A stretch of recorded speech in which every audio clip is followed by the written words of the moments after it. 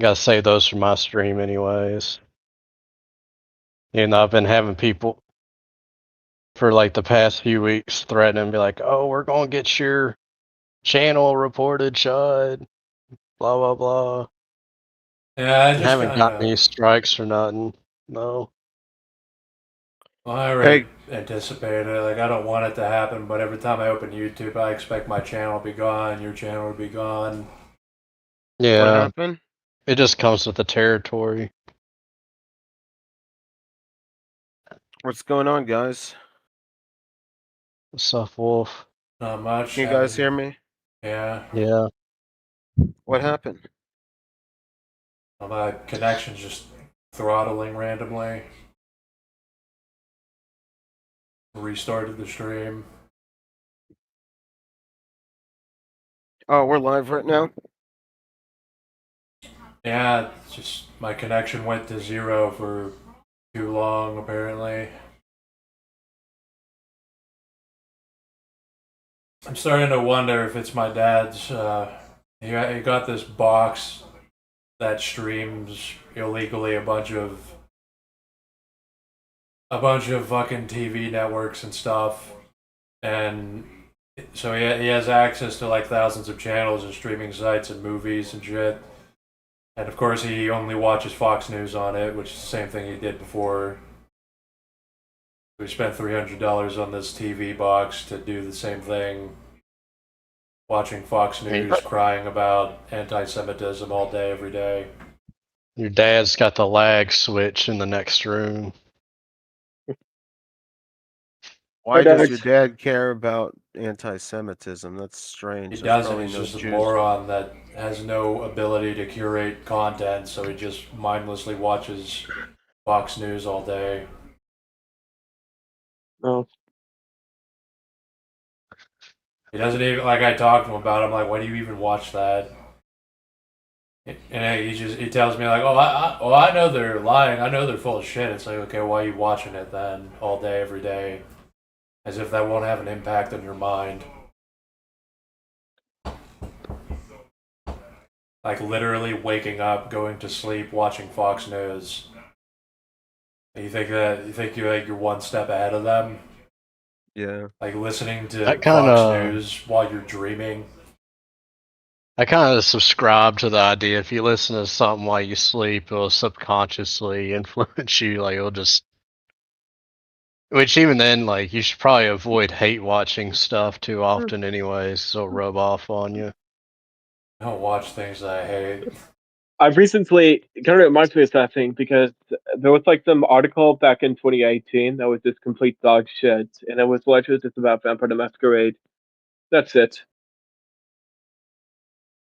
And like, no, this stuff does affect you whether you're like sleeping or not. Like, having determinations be made at you all day, every day, in your ear, in your mind, obviously affects your mind. Like, this is like, because even though my dad will talk about like the Jews and Hitler was right and stuff, he'll still like randomly start regurgitating talking points from Fox News anyway.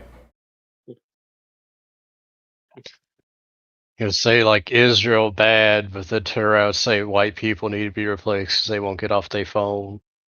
He doesn't go that far, but he'll be like, okay. Because like he hates Jews, he hates Israel, he hates Donald Trump. But he voted for Donald Trump, and he thought the New World Order was going to win if Trump didn't win, because Fox News told him. I wish Kamala would have won because I'd be $50 richer. I literally voted for her because I didn't want to lose access to social programs. I didn't vote, but I made a $50 bet with a friend of mine. I bet $50 Kamala would win, so Trump won and I lost $50. So should we probably just instead vote for the Democrat next time they come around, next election or something? I don't really care. I think they're probably gonna win, anyways.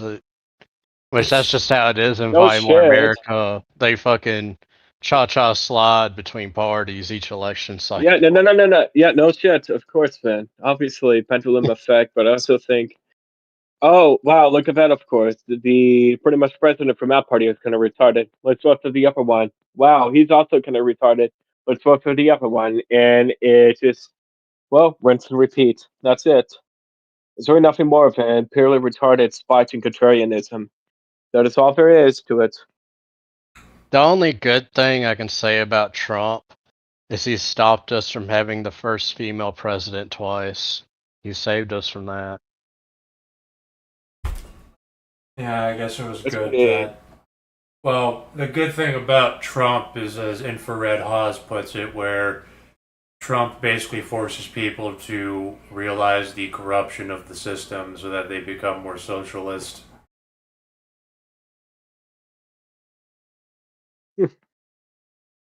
Which is That is kind true, of though. happening, but the socialism is like transgender brown socialism with mass immigration. Yeah, it's trans That- brown bourgeois. Sorry, Evan. Yeah, let me just. That's better. Because that's How like you So, doing? You continue, Dags. I'm sorry cutting you off. well, that's they control the dialectic. Like if you control all participating parties, you control the flow of where things are going. So they can just like Democrats are doing a bit better. They're only 60% controlled by Israel, whereas Republicans are 100%.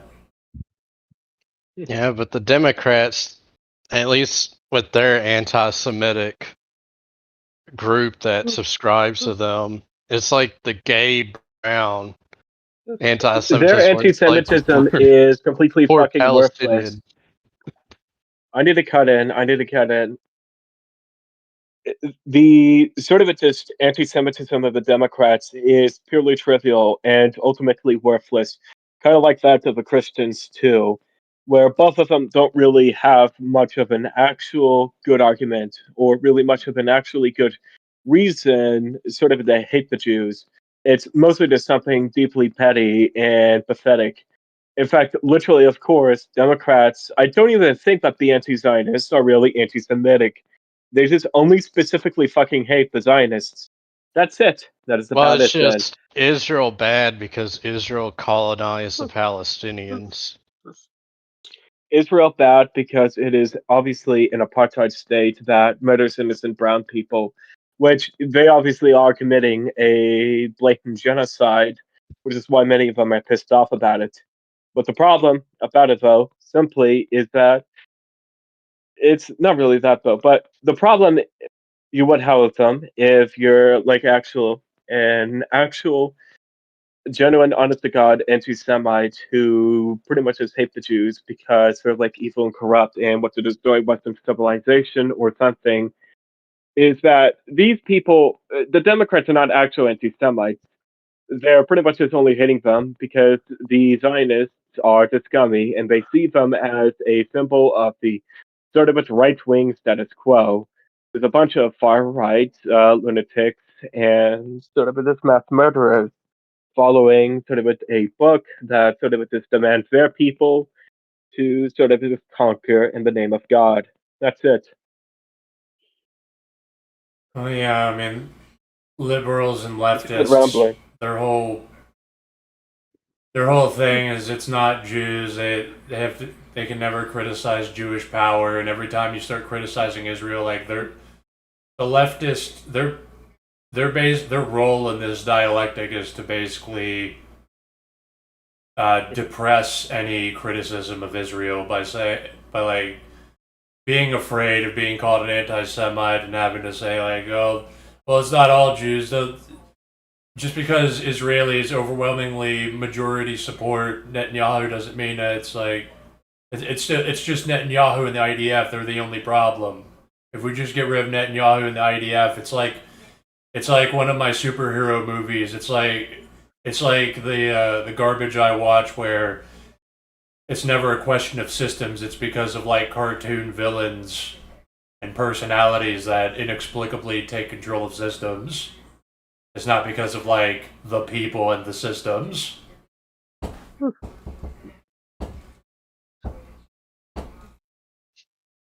Like that's all. To be honest, though, I've been seeing less like using Holocaust as a shaming tactic lately.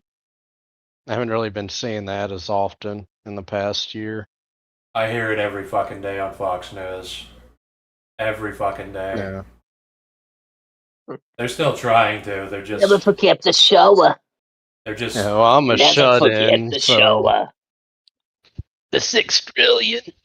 Did you know 17 of my grandfathers died in Auschwitz twice a day alone? Yeah, it's like. It's just that I guess people are caring less because Israel is so blatant with it. Israel and all the Zionists, they all are constantly screaming about anti-Semitism and the Holocaust. That it actually does stop working. Like they're trying to brute force it. They just try to go for the jugular. Like if they don't have like the passive social conditioning they've enjoyed for the past, bunch of decades, and they just go for like, oh, you're a loser, you're an anti-Semite, the Holocaust, and Donald Trump. You need to put Mossad agents in charge of TikTok. You need to control the Zoomers. I haven't really seen October 7th brought up much, even though that was worse than the Holocaust. October 7th was horrible. They were literally They snuck by the Iron Dome with their paragliders. It was horrible. Celtic Cat, they literally, I had a Palestinian Uber driver once tell me that they literally lied about putting babies in ovens and chopping little kids' heads off and shit. They lied about it. Yeah, obviously. No shit, they fucking lied about it. Obviously, they need to make up the casus belli to go on with their invasion of Palestine. If you allow them to lie, they will. They will lie infinitely. They'll be like, a million of us were killed on October 7th. They put us in roller coasters that threw us at masturbation machines and turned us into lamps. If nobody. My favorite. Oh shit! Another retard. It's authoritarian, man. He's awesome. Hey guys. Okay. Hello. How's it going? It's going. Sorry, I'm a bit drunk right now. That's fine. It's right But even if like the Palestinian thing, like I'm sure it was a lie, but even if it was true, like I just don't really care. Just like I don't really care if a Palestinian child gets hugs and kisses from an IDF soldier. It's not our problem, like one way or the other. Like it's just desert people fighting, and doesn't affect. Like it is evil. Like what Israel does. Like I look at that, like that is evil. That is bad. That's not our problem. But but our money is being stolen. Our government is being commandeered, so that Jews can kill Palestinian kids and build real estate on the ashes with our tax dollars. Like that's both of these sides are quite fucking evil, though. I mean, they're different levels of evil and perhaps even different calibers, but they're both incredibly evil and sort of at how they sort of just do about it. Pretty much their worldviews, their intentions, how they would conduct, warfare, and how they would probably just go about it. They're both incredibly evil. They're both cynical as fuck.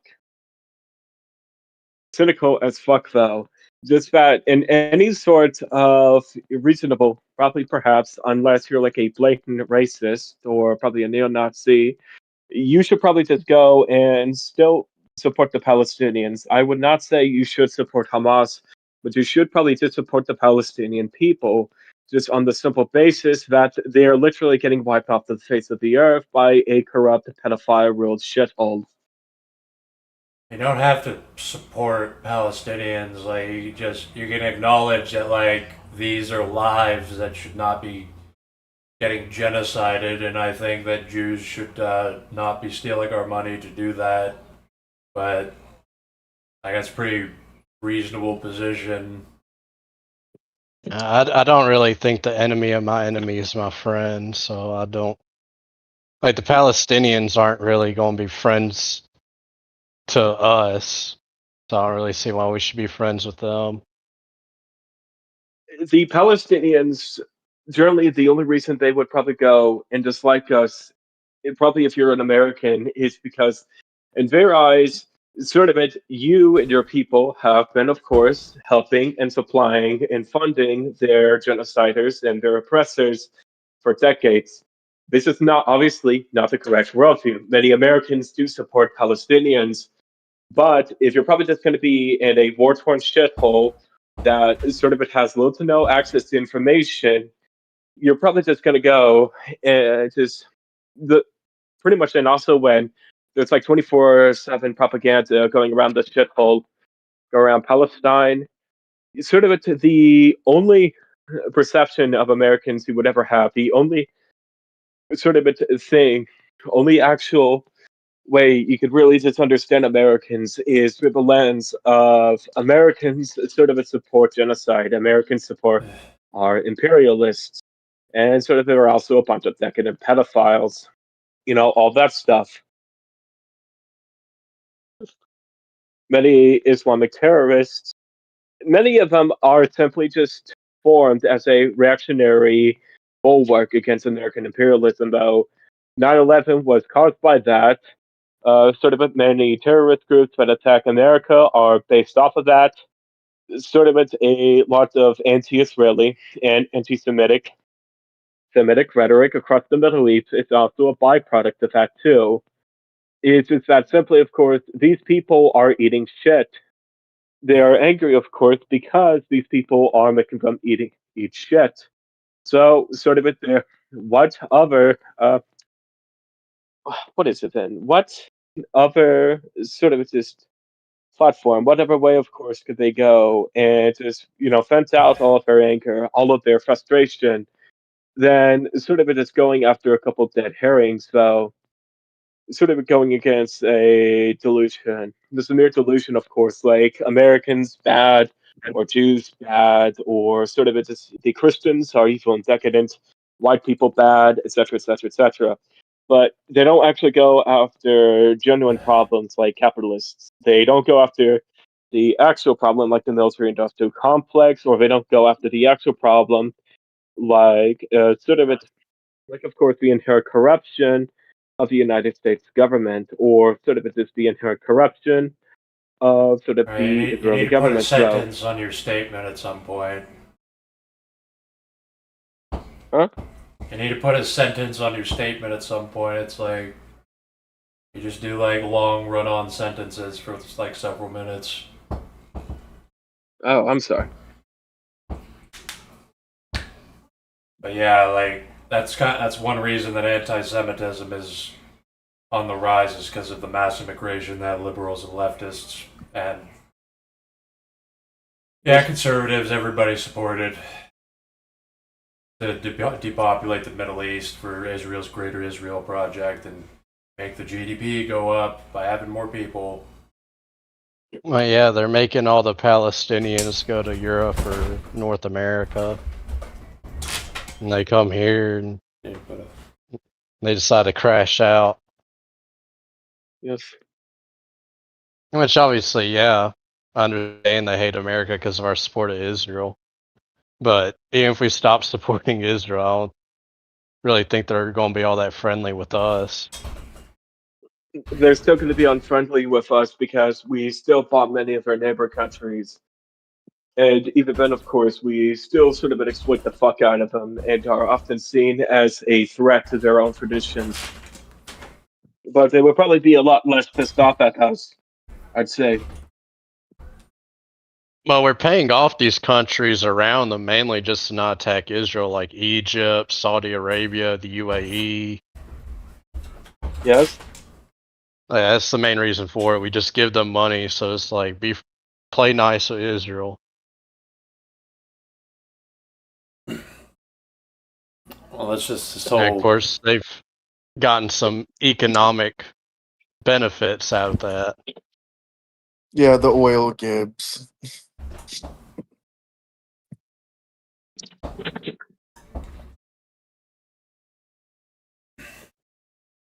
Just an inverted, upside down world where we do everything wrong. We help Jews colonize the Middle East so that we can have mass immigration to our country, so that we have hyperinflation and debt and a discoherent culture, and then you can't even really be anti-Semitic because you have to fall in with a bunch of immigrants.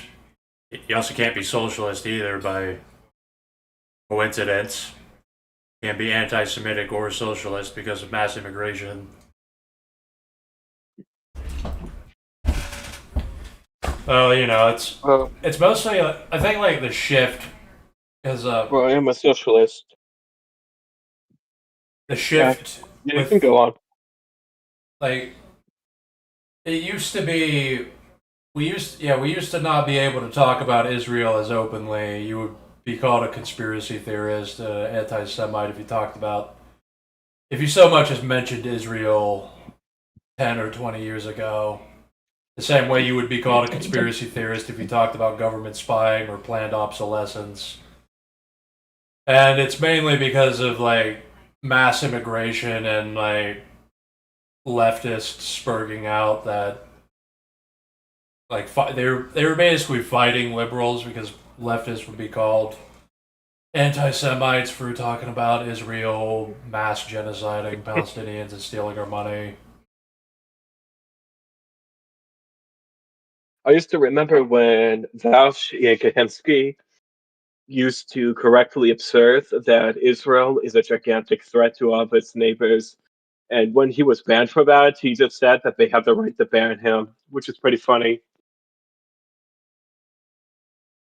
Kind of reminded me of that, just the whole, leftists joking about them. I mean, leftists had always kind of hated Israel, even probably back all the way to the days of the USSR, like around the 50s and 60s. They also hated them too. Well, liberals and leftists, they until like the 2010s,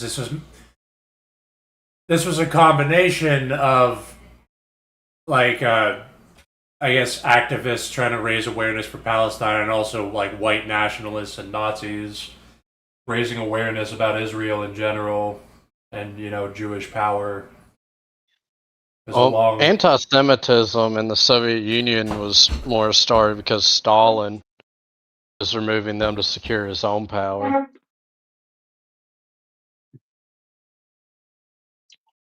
Anti-Semitism within the USSR was much more tame and largely just was basically just boiled down to the general anti-theism within the USSR. That's it. Of course, Yeah, but man. Stalin removed pretty much all the Jews in the government. Oh, are you talking about the doctor's plot? Yeah, I'm just talking about Stalin. Like, he just removed a majority of the Jews from the Soviet government because by World War II, they were a small minority in the USSR government.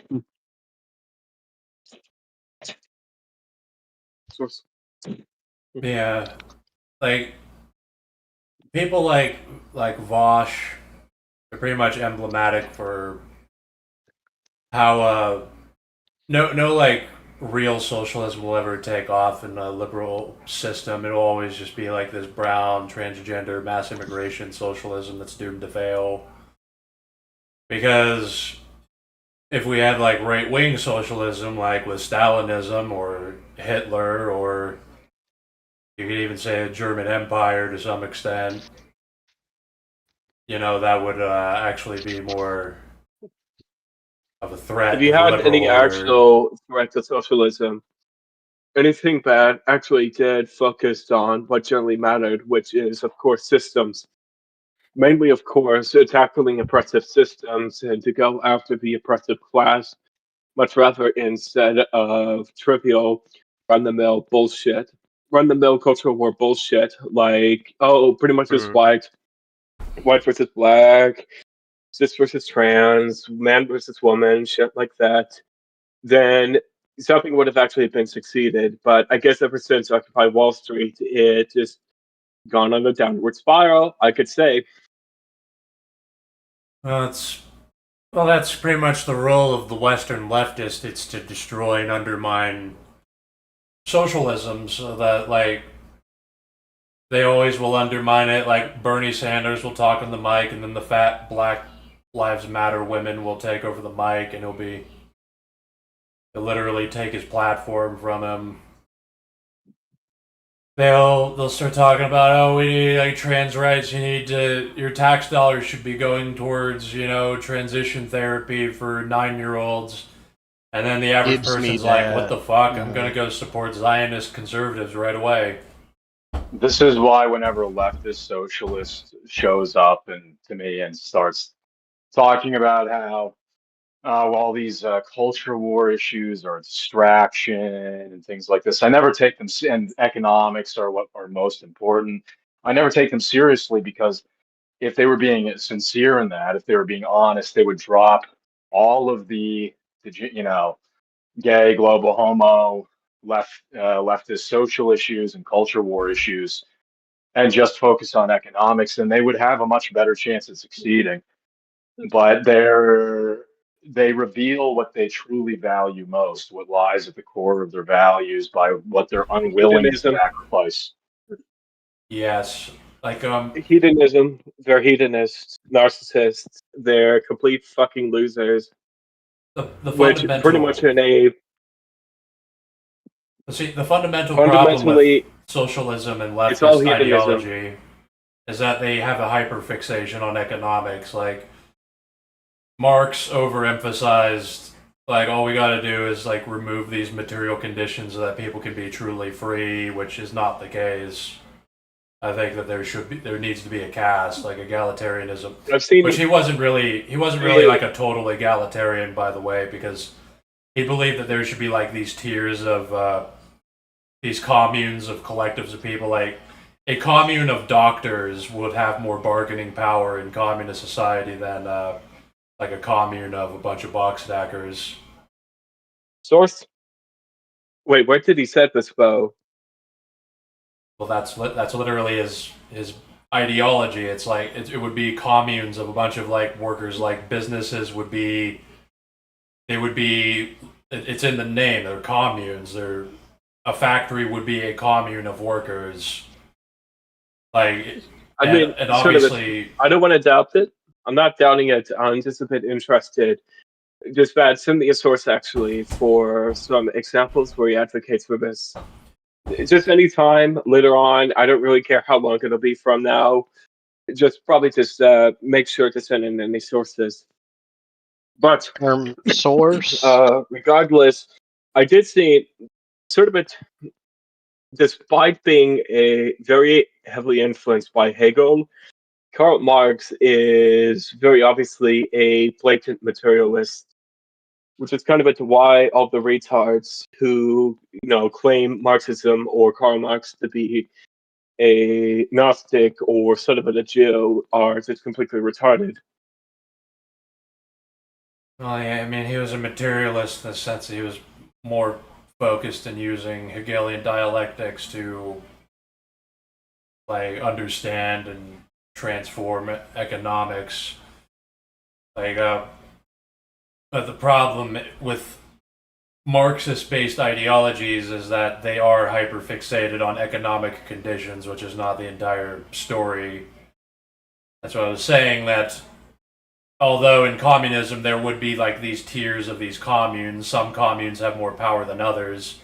It's not like ideologically baked, it's more like something that would naturally emerge from the system. A commune of doctors have more power than a commune of box stackers. This thing you're saying about communes just sounds like reinventing guilds from first principles. More or less, isn't that like what syndicalism is?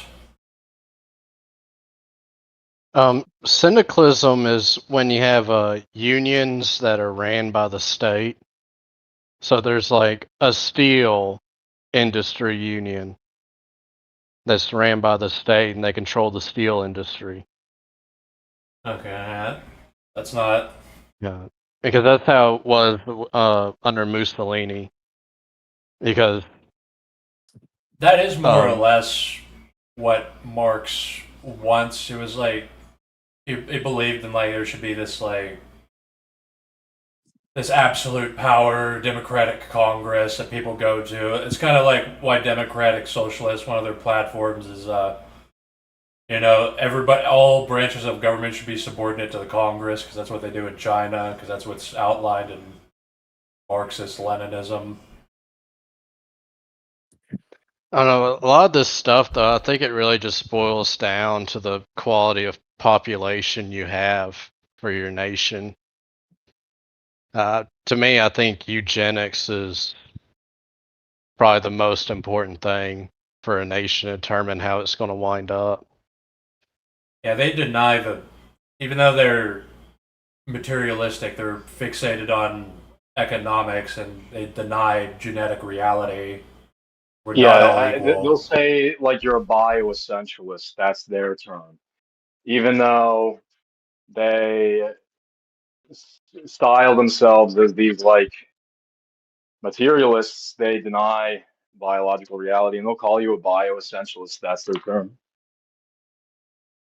Yeah, and like it's just it's so pathetic when I go on Reddit and like leftists and liberals are so baffled. Like when Bill Maher is a Jew and he's supposed to be like a progressive, but it just so happens every time Israel comes up, he goes full on like Republican.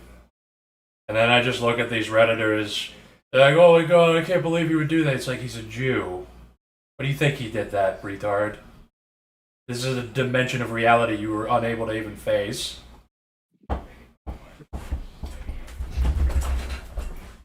Like that's fundamentally why they're like Karl Marx doomed to on fail. Israel. Yeah, Bill Maher goes full Republican on Israel because he's a fucking Jew. And leftists can't comprehend why that is because they're not allowed to critique. There's more things going on than right-wing Nazi white supremacists and economic conditions. How could Bill Maher say that when he says racism bad and he smokes the blunt?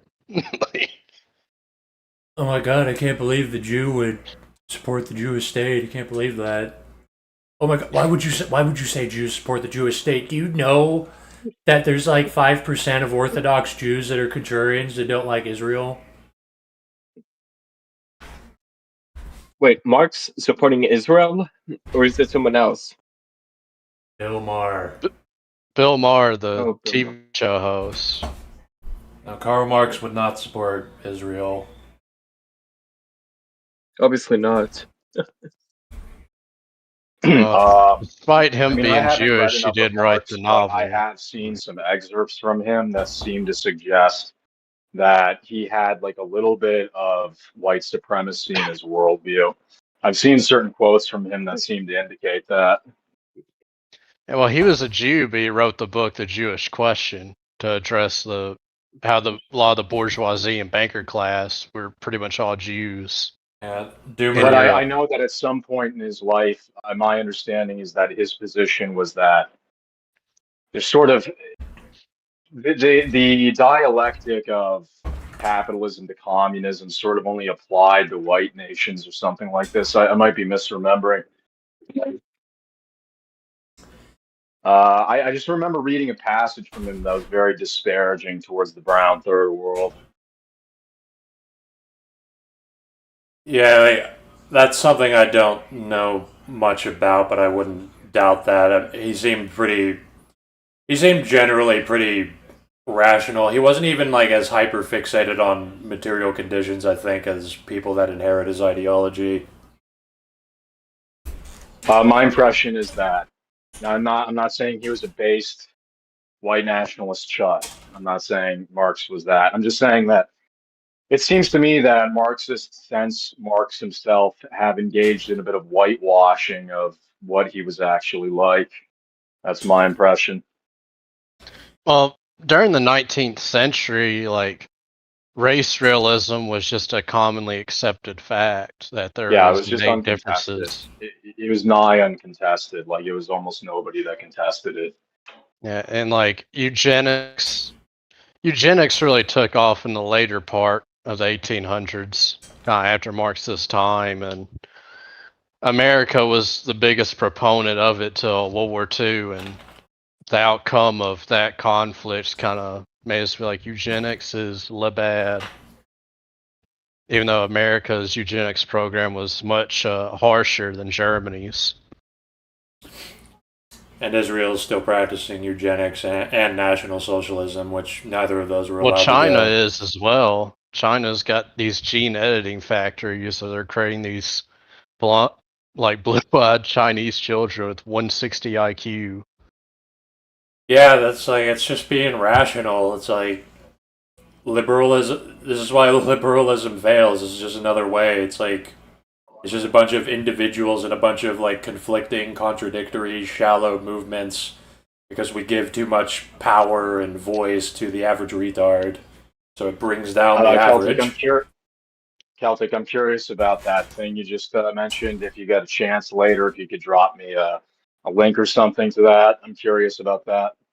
Yeah, I could send you like the Chinese gene editing. Yeah, I'm very curious to see if like the Chinese are gene editing blue-eyed Chinese children. I am very curious about that. There's Send it to me as well.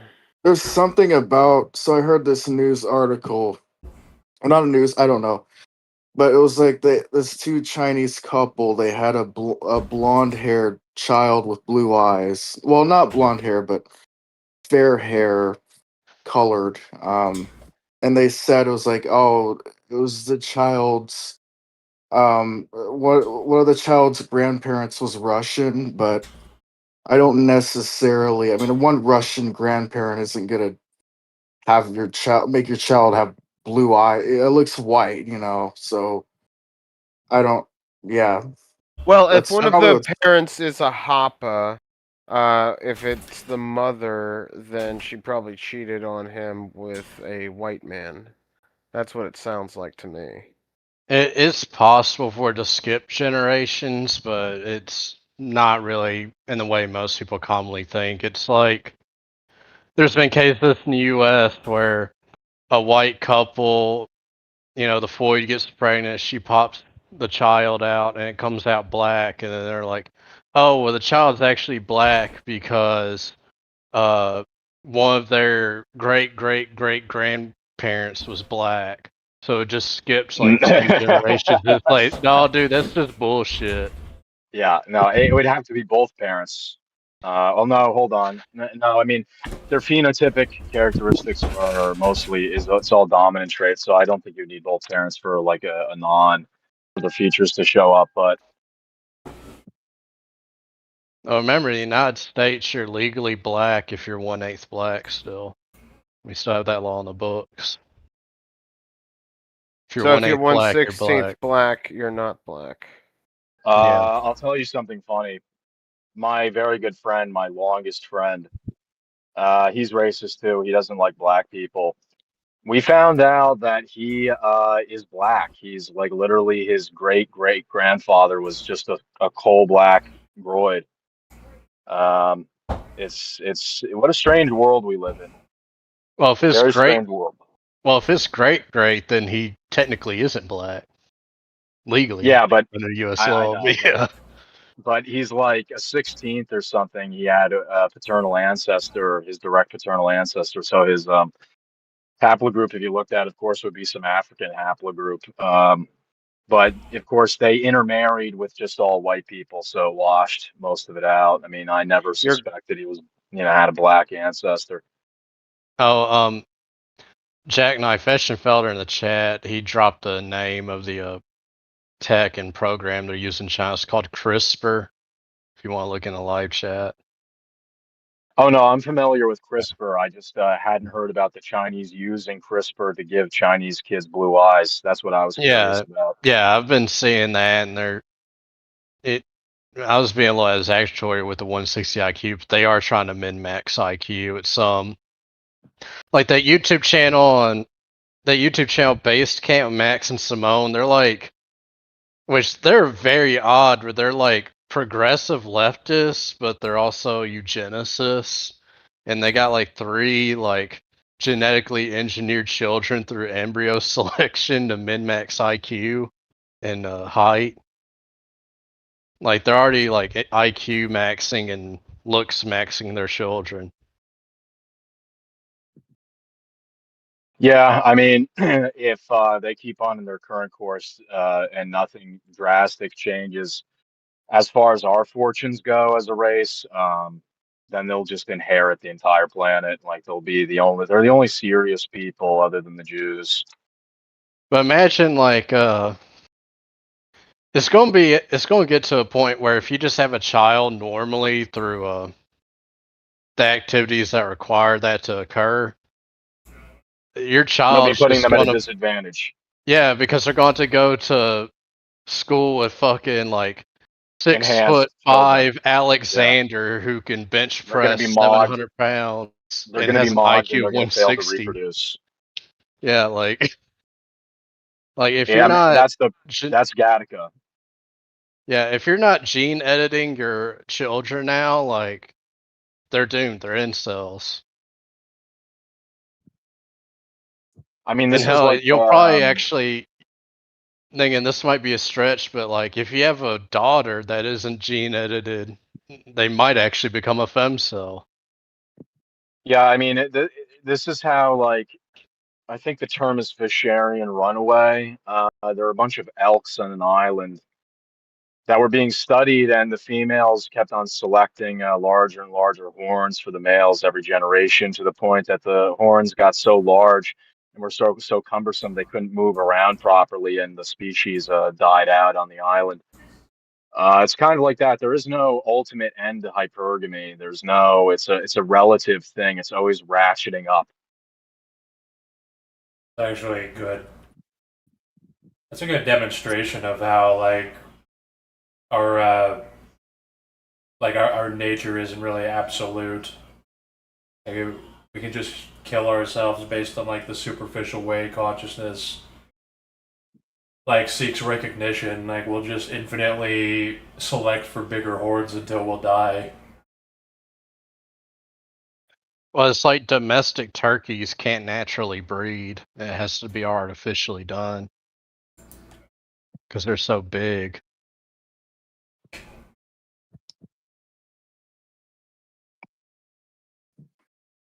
I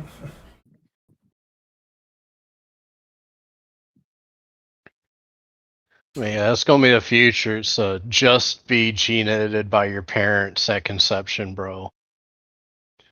Yeah, I mean China is just going to have the entire planet. Hell, the state in China is funding people to do this. Like they'll help pay for that. I guess in the future, like we're all gonna look like anime characters. Well, the Chinese will. At least The rest in of China us, will. Well, yeah, the Chinese will. the rest of us our will be race. fat, ugly Brazilian Blasians that live in tents under highways. Oh yeah, Central Asians and the Chinese, yeah. And the Oh, the Chinese will look like their own idealization. Like it's a little bit like Japanese. They're not like. I think they're not as Euro obsessed with aesthetics as Japan, but they still. I've seen Chinese anime and games and stuff, and they still have like blonde hair, blue eyes.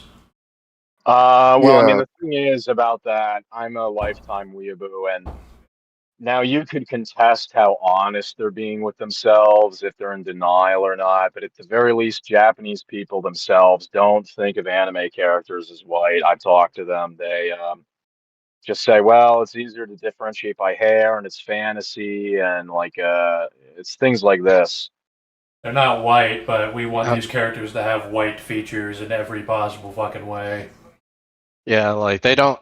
I think the only fucking anime character that looked Asian was fucking, what was his name? Brock from Pokemon. He had like the dark He's like darker skin. that was like a The- Southern Japanese or like a Polynesian dude. Yeah, it was like a Yeah. Southeast Asian. But everybody else, like, they got these big, huge eyes, and they're like all different colors. You know, they have like blonde hair or brown hair. Yeah. I mean, Well, anime characters just don't look like they don't correspond to any real existing group of people because it's highly stylized. I mean, you can't find any race on this Well, planet yeah, that the but faces look like anime characters with tiny, tiny see, little noses and the, gigantic eyes. yes, well, they're based on I know the way the faces are drawn. I remember seeing like a post about this before where it explained their faces are styled like a cat's face. And like overlaid like a sketch of a cat's face over an anime characters, and it all matches that the way their faces are drawn from the side and the front to have this cute I mean, appearance. pretty much the culture that values cuteness the most in the world is probably the Japanese, and I'm curious as to why that is evolutionarily. I can't think of a culture that features cuteness so heavily in its culture. Yeah, and if you look I at kind of like older that. if you look at older Japanese paintings, like during the when they had samurai and all that, and you look at how they drew people, like it almost looks vulgar, at least to me, the way people are depicted. Or the way well, people are drawn.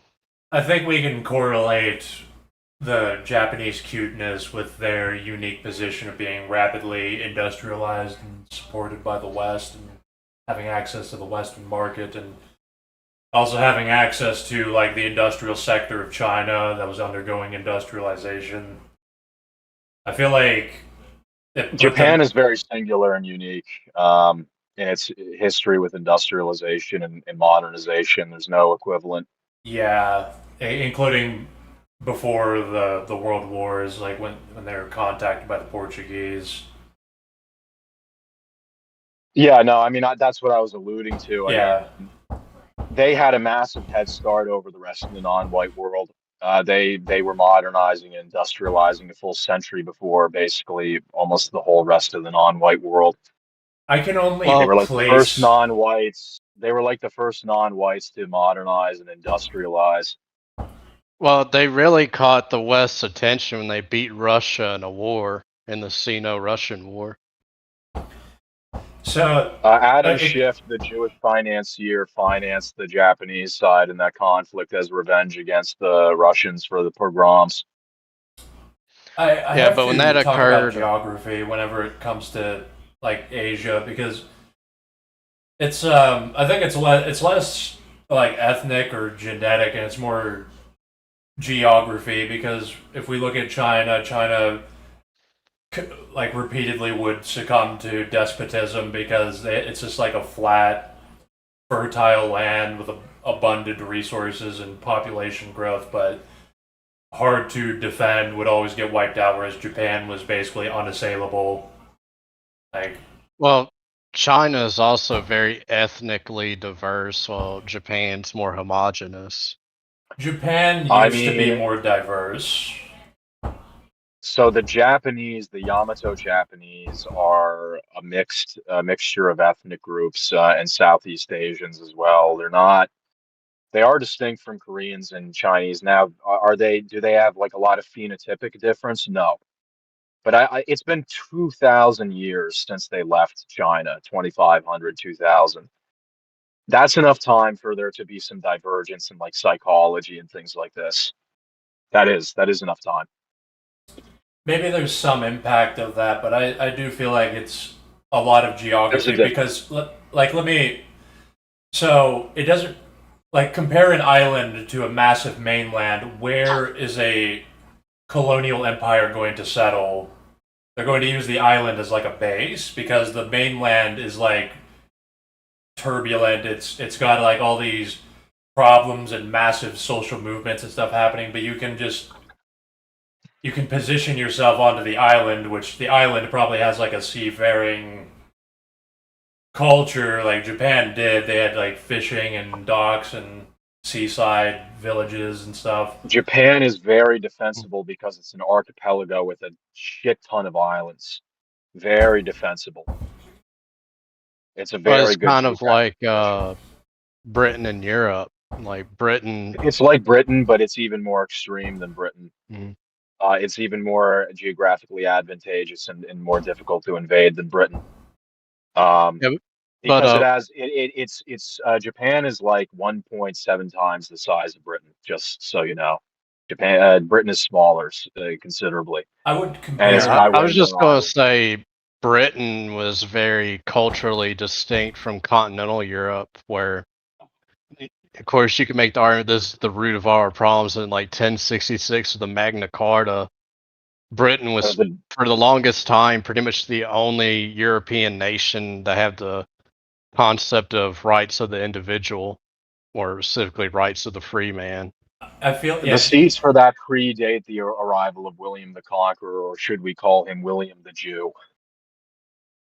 See, geography is very important, I think, because I keep coming back to geography when I try to analyze like the development of culture between Europe and Asia, because you're talking about like how defensible Japan was. This led to like It's very significant. this led It's to the very fucking Sengoku era. This like facilitated clans, a clan-based hierarchy where clans, yes, they would occasionally be dominated by an emperor, but like these clans were allowed to like diverge and defend themselves. You could literally live on top of a mountain in a castle, and it would be very difficult to get you. And the same was with the British Isles, which how it fostered diversity, and Europe in general, how it fostered diversity. Whereas Asia was just getting massacred repeatedly and falling to despotism. Yeah. Say for Japan. No, I agree that geography over the long term is significant. I don't, of course, ascribe like a Jared Diamond level of significance, right? That guy, but it is significant in forming racial character, and it does influence your resources. I mean, it does have an effect, just not to the degree that he proposed. Yeah, I don't want to overly propose significance to it, but like I just keep coming Biology back and to race it are still more important ultimately. because It's like still the most important factor, but geography shapes race. with the question of like Yeah. why is there like widespread egalitarianism and individualism and shit in the Western world? It's like I have to say it's got to be like a lot of it is geography. But geography, creates the conditions for natural selection, which selects for certain psychologies in certain regions Well, Yeah. also too with the over thousands of white years. white people are very personality. There's a lot of variance in personalities and phenotypes and all that amongst white people. While a lot of these Eastern cultures, you don't really see as much divergent from what would be the norm. And I would Yeah. date that back to polygamy, because China, for example, was a extremely polygamous society. So there's just like more of a bottleneck genetically for them. Like we can observe like We're more like obviously the Galapagos. there's obviously genetics, but there's also like literally just cultural differences, like changes that happen within a lifetime, not even within generations. Where it's like there's these big cultural movements happening where one group tries to destroy another, but you can't. You can't destroy the other group. Like whenever you can't It's a destroy geographic happenstance. if you can't destroy or dominate another person, you're then forced to like treat them as more of like an equal. The only reason, so okay, Japan is in a bad defensive position. But how do you square that with what I said about how it's geographically fantastic? It's because its neighbor's China. If Japan had anyone else as their neighbor on this planet, they would be in a very good defensive position. Only the Chinese could threaten them. Yeah, that's another thing is that they were never able to expand beyond their island. Like it's a very defensible position, but they could never leave it either. They're just totally. I mean, honestly, whether you morally condemn it or not, I do regard what they did in World War II as just a pure achievement, quite miraculous and quite impressive. I mean, you have to be impressed. They started not with the best hand, at least in terms of raw material resources. Smaller population, smaller land mass. I mean, Japan is just shit poor for resources. They've got nothing, but they still managed to take over half of Asia. You've got to be impressed. They're more stable, and they're more like they're in a better position to benefit from colonialism and industrialization, so that they could like steamroll China, because China, it wasn't just that like they're up against China. China was, even before the World Wars, fucking divided heavily. Like much less unified. China was fighting a civil war at the time Japan showed up. China had like 100 warlords, and even like the communist forces. The Taiping Rebellion, the Boxer Rebellion, the opium, this, that, the other. Yeah, they were being just ravaged, like by the Opium Wars, and their country was being destabilized by like the entire world. But Japan's modern defense position is bad. But that's if their neighbor was anyone else on Earth other than China. If like instead of the Chinese race being there, it was like Arabs or Hispanics or even white. Like there's no, Indians. If India was right next to them, they would be in a fantastic defensive position. Yeah. Well, they would be like. Well, it's just that only the Chinese race. It's just that only the Chinese race is competent enough and powerful enough to threaten them from that position. Well, I remember, which is 1,000 years ago, just about. But the Mongolians, they attempted to invade Japan twice, and both times a raging storm occurred and just sunk the whole fleet.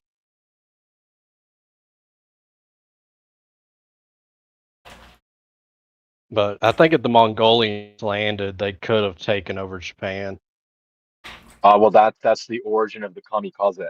Mm-hmm. The kamikaze comes from when the Mongols attempted multiple times to invade Japan, and typhoons came and destroyed their whole fleet. The kamikaze means the divine wind, the heavenly wind, the godly wind. Kami is God, spirit. Kaze is wind. Yeah. So when they named themselves kamikaze pilots, that's what they were invoking. See, I can't believe we got nuke believers in the chat. See, China's just. I know China has very mountainous regions and stuff, but it's very flat, lush land that obviously was easily toppled by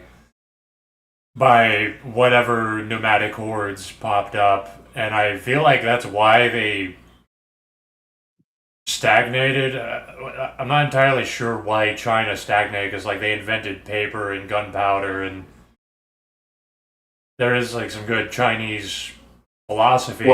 Well, if you look at America from afar, if you were to study America, let's say modern technology collapses, modern industry collapses, but there's text left, right? And so we can read some text about America in this time, 1,000 years from now. Maybe industry has been built up again after a dark age.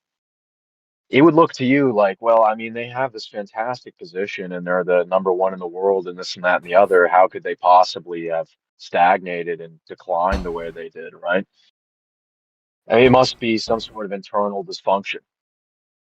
Yeah, like it's gotta, like, I can only guess it's like the geography contributing to them being destroyed by nomadic hordes and like the stagnation of despotism.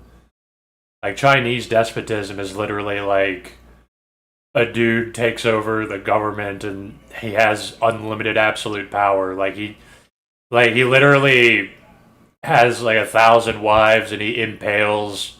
Like if he has if he has a concubine that like bites his dick, he will literally go to her village and then have them all impaled on spikes outside the palace, and nobody will say shit to him. I That's think it just has to insanity. do with how just hyper conformist Asians tend to be. Like they don't allow for eccentrics. The Japanese, so here's what's unique about the Japanese, right? They have like a half self-awareness of this, right? They've sort of developed internal social mechanisms to try to ameliorate this. Honne and tatemae, right? The front face and the back face. The front facing and the internal. And so you see a kind of individuality from Japs that you see less from Chinese and Koreans. You see Japanese eccentrics, right? Japanese weirdos, freaks. They do produce them at a lower rate than we do, but it does exist. There's this idea that you do have an obligation and duty to present a front-facing public good image, but there is a carve-out made for maybe a bit of a insanity in your internal life if you keep it behind closed doors.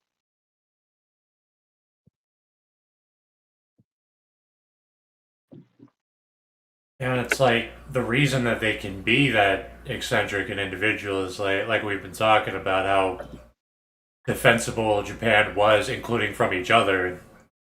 Like if you played like Shogun Total War, like it intricately introduces you to all the like difficult terrain that allows clans to fortify themselves and fight each other and maintain their identity.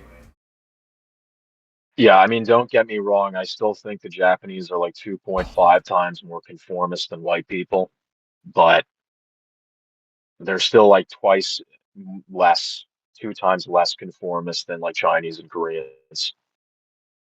But I would say something like the United States, though, specifically, is I think the US, a lot of the more eccentric weirdo people in Europe just came to the US. Which that could be one of I the don't reasons know. Germany has why. had white male cannibals, dude. Remember that German Was cannibal from the yeah, 2000s? yeah, and there's like that consensual cannibal. I think is that you referred to, That's or who you I'm talking Oh about referring to. something Yeah. else? yeah, yeah, yeah. He Yeah, or, filmed it and stuff. That's a yeah, There he were met disturbing the still some guy on story. the eccentrics left in forum. Europe, buddy boy. There was still some left. Yeah, but I would say like from what my interactions on the internet, like the average like European normie versus the average American normie, the average American normie is more insane. Well, this is a That's more been insane my place. America is experience. a more insane place but Europe is learning. Europe is sharing in our pain. Europe is seeing what it's like and what it's been like here forever. But honestly, I kind of had to like, I don't know, I'm so used to being in the lunatic asylum. Like, if you're not a lunatic, I don't know how to treat you. Yeah, I mean, it's like, look, Europe is finding out what it's been like here in America forever. I wish it wasn't happening, but Europe is now like America has been. I mean, I talked to a lot of Europeans, and I get along with them a lot more than any even white Americans. And they all are pretty right wing. They all have this. They're very aware of what's going on, and they don't like it. So they're not used to a lot of Yeah, the but stuff that's going on. yeah, but And where are you meeting these people? Is there selection bias? Like, are you self-selecting into environments that self-select for this variety of European? You see what I'm saying? uh, I mean, I've met them on Omegle. Most of the Europeans I've met have been pretty anti-immigration, and they're a lot better than white Americans or any American, of course. So I Uh, don't know. It's not It, at the picky, it very kind of but least, Britain. depends on the At the very European I least, run Britain. to. I'm sorry. At the very least, Britain is the majority of the youth still want to vote for the Greens, which is the Muslim party. Okay, like 40% of them. All right, the nationalists are a minority among the youth in Britain, at the very least. Well, They're a Brit sizable bongs minority. are White Brit youth bongs in Britain are are a significant share of nationalism, but it's still the Greens that are bigger. One sec, I need to step away and get some food. all right. Now, I was just gonna say Brit bongs though, like Brit bongs. Like a Brit bong normie is like an elevated normie where they're even more conformist and zogged out than the average normie. Because Europe is even more authoritarian than America, and America is already like this oligarchic mind control state, and it's ramped up even further there. Europe, in some regards, is where we will be in 5 years, right? Yeah, but with like Euro cells, I run to the ones I generally get along with are your Scandinavians or Slavs. I don't know. I don't really believe this anti-European stuff. I just don't really I'm not even anti-European. I'm not even like you can. anti-European either. It's No, I'm just not no, I'm not anti-European either. saying it's just this pro-American propaganda. It's just like, oh, No, all this you think I shit. like this country, dude? You're yeah. thinking, No, no, I'm who do you not think? saying No, no, no, that, no, of no, no, no, course. no, no, no, no, no, no, no. America's a No, lunatic asylum Oh, that I is hate who do you America, Dollar think man. who Central. do you think you're I hate talking it. to, buddy boy? Who do you think you're talking to? All Yeah, right. exactly. No, no, If of you know course. But anything about me, this country I'm not fond of. oh, I hate it. I hate it. Trust me. Yeah. The I United get along States with died Europeans, over 100 years ago, so and like East Asians are pretty. They're pretty base too. I mean, I've talked to even like Korean incels, so I've kind of yeah. Okay, let me say this. All right. I have not had such a pattern. To the people, it's like stochastic, it's random, pretty much. I've had Americans that are been cool with, but 90% of Americans have been FA, baguettes in my life. But it's pretty much the same for Europeans. It's just like there's a couple cool people, and most people kind of blow.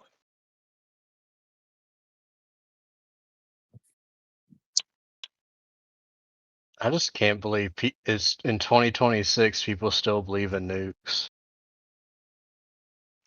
Okay, well, I'm What curious about this. Eschen- No, no, no, no, I'm I'm watching curious about this. Eschenfelder like just keep smacking people down the chat. Okay, okay, Celtic, I'm curious about this, so I'm going to let's open a line of inquiry here, if you would indulge me. Yeah, I'll black pill you on nukes and how they're Well, now I affecting the have a world. question. I have a question. So, how do you explain? So, are the accounts of the survivors of Hiroshima and Nagasaki forgeries? Are they fake? Are they lies? How do we explain this? Well, their accounts are basically the exact same as people who were there when Tokyo was firebombed. If you look at the aftermath of Tokyo and compare it to Hiroshima and Nagasaki, they look the exact same. So, do you think that Hiroshima and Nagasaki were just giant fire bombs? Yeah, I think it was firebombing. No, that's just what it looks like. How do you explain the radiation sickness afterwards? The people that had internal organ failure, their skin sloughed off, people that would die of cancer at the elevated cancer rate for decades after in the area.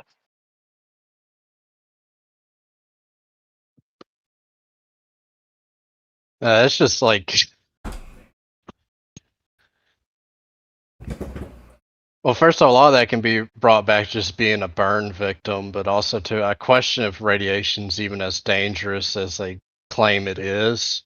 But I mean, if they didn't Yeah. get hit by the blast, if they were just like a mile away from the blast of the firebomb, I mean, they're not getting scorched. So how do we explain this?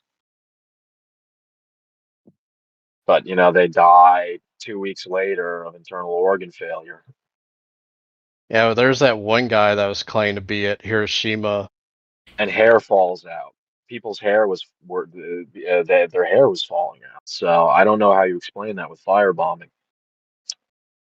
I mean, you can get cancer Exactly. from smoke inhalation. There's that one guy. Don't think he died till like 2008, 2009. I forget his name, but he was at Hiroshima and Nagasaki both when they were allegedly nuked. So if nukes aren't real, how do we explain Chernobyl and Fukushima? Well, Chernobyl isn't even really radioactive. It's not even dangerous to be there. Look at the wildlife that's there.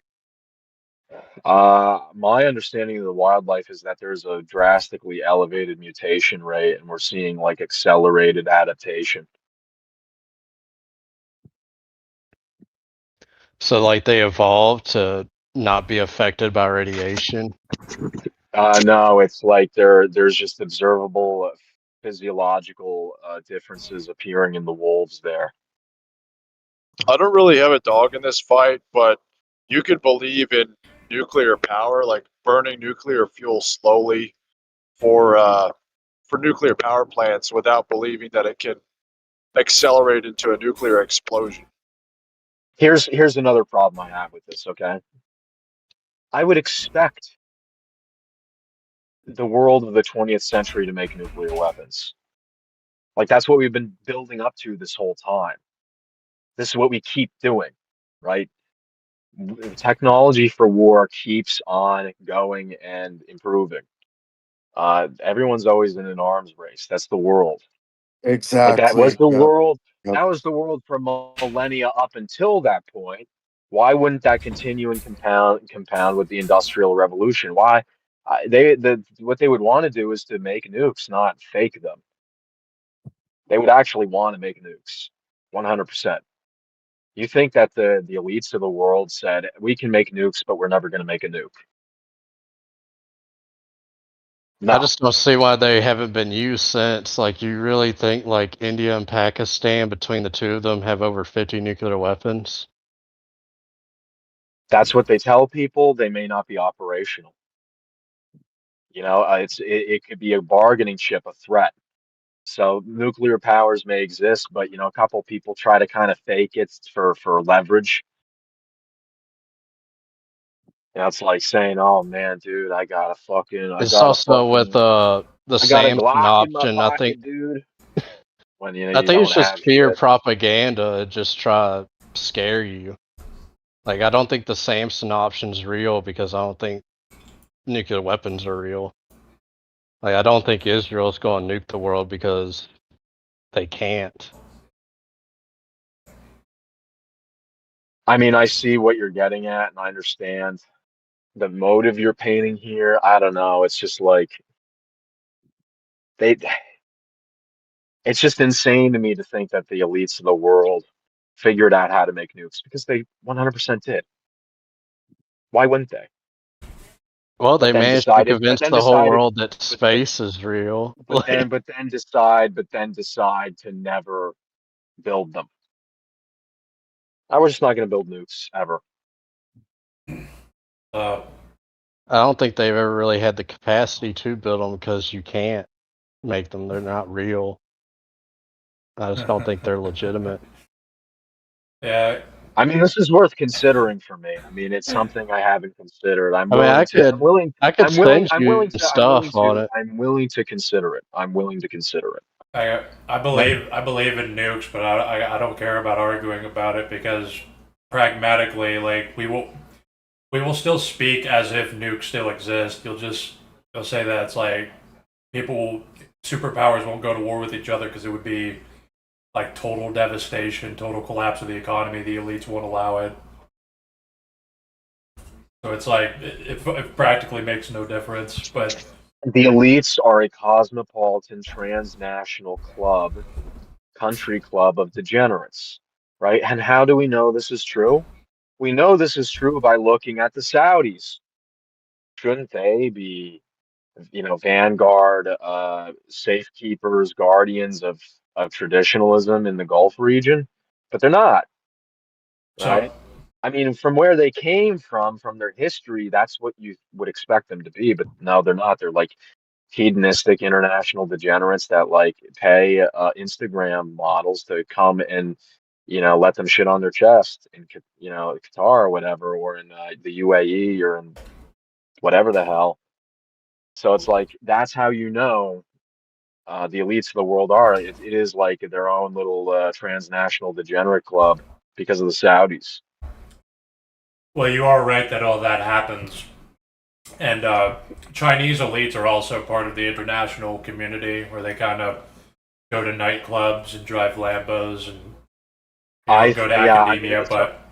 But a question I've had in my mind for a very long time is whether or not the Chinese are kind of separate from this sphere, or if they're like just the same as everyone else. So power bases do exist. Like their power is predicated into the Chinese state, and that does. So you can be like a cosmopolitan member of the international community, going to nightclubs and stuff, and also support your power base.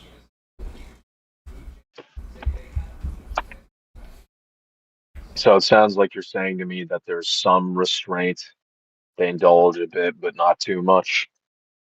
It's definitely not like the Western world where people genuinely don't give a fuck about their own countries. Like China has to succeed. China has to maintain its independence so that these people can retain their power base. Like the Chinese elites do not have power, and if China cannot retain its independence from the American world order.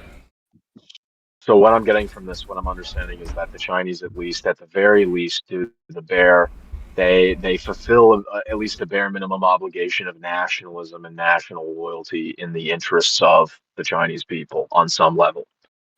Even if there's corruption, even if there's, they're taking a bit of a cut, ultimately the policy of the state is not designed to like eviscerate the Chinese people like it is in America and Europe.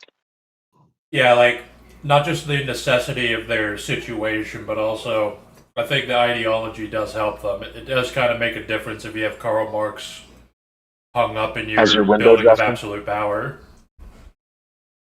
Yeah, if you have Karl Marx as your window dressing.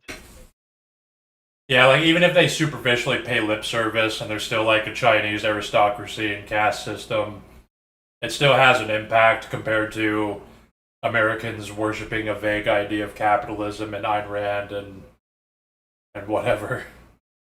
Yeah, I mean, my impression, again, correct me if I'm wrong, you're more knowledgeable than me, but my impression of China is that it's like, yes, again, there's corruption, but it's not, I'm sorry, I lost that thought.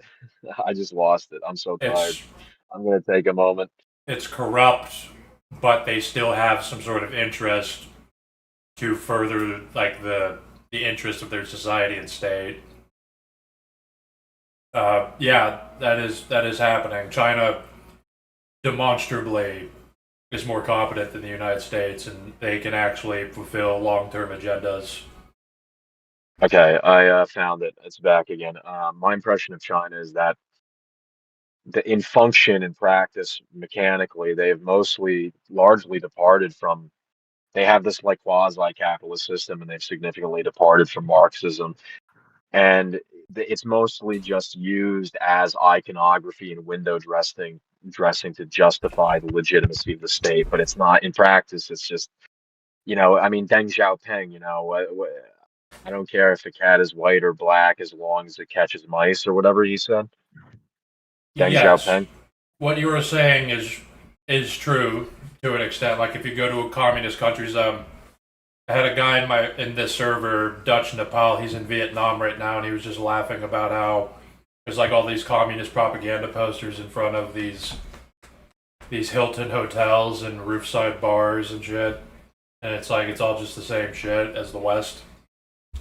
But at the same time, do you think it makes a difference if like the foundation of your society's philosophy is grounded in Marxism compared to a vague notion of the founding fathers and individualism?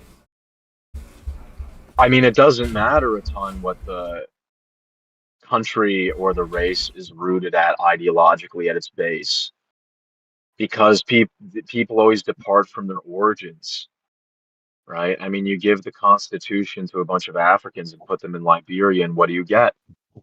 Well, they departed from that origin point of the Constitution, didn't they? Yeah, so, I mean, people, you can give them bunch of words and abstractions and ideology, but they just end up appropriating the symbology of the ideology for their base nature. And so it always departs. You're right to an extent, but it also, like, I'm not even denying that, like, what you were saying is right to an extent, but it also does make a difference. Like, we look up what's our intellectual foundation, like who's our idols. Like, there's a clear difference between like Ayn Rand and Karl Marx. Like, if your intellectual foundation is on critiquing elites and capitalism, this will probably culminate into more objectification and skepticism of capitalism compared to like the religion around capitalism the Western world has and individualism. Like, yes, they are. It is like superficial. The masses are retarded. This is my argument against communism and classless society, is that it doesn't matter if you give power away to the retards, to the masses, because it will just turn into this. But they still benefit from like the ideological foundation where they're accommodated to scrutinizing capitalism and reflecting on like, are we being corrupted by capitalism? Like, do we have an elite class? Are we actually going to achieve communism in 100 years, like the government says? Right. I accept that it does play maybe more than a minor role, but a middling role. It's not the most potent factor, but it has an effect. I can accept that. Yeah, like, yeah. I mean, I think we're both right. I mean, I'm just saying. I'm not even saying you're wrong. I'm saying also this. No, you're saying it's multifactorial. Multifactorial. Yeah. Yeah. No, I mean, many things are multifactorial. Not everything is. That's another fallacy. If treating everything as being mono-causal or just one factor caused, if that is sloppy thinking, if that's rigid thinking, then so is the inverse. That some things are kind of more binary, and some things are very multi-caused. Whatever the term is, has many causes. Well, it's like the infinite potentiality of being. It's like whether or not things are multifaceted. That's something like physical and circumstantial. You want to be reasonable. You want to be like prepared to reason anything that's going to happen in the universe. Like, some things are pretty singular and other things are pretty complex. I agree with that. That's exactly my point.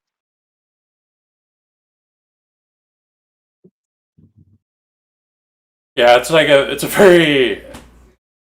a difficult position to explain to people. I said that like less than 1 million people that will ever exist on this planet are capable of comprehending that. No, I'm not part of such an elite class.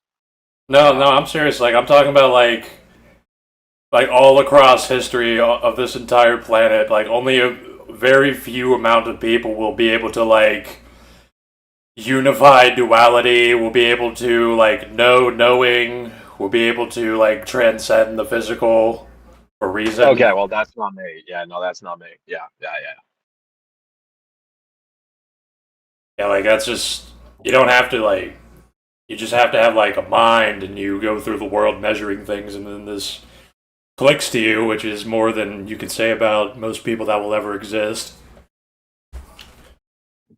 I don't know. I'm kind of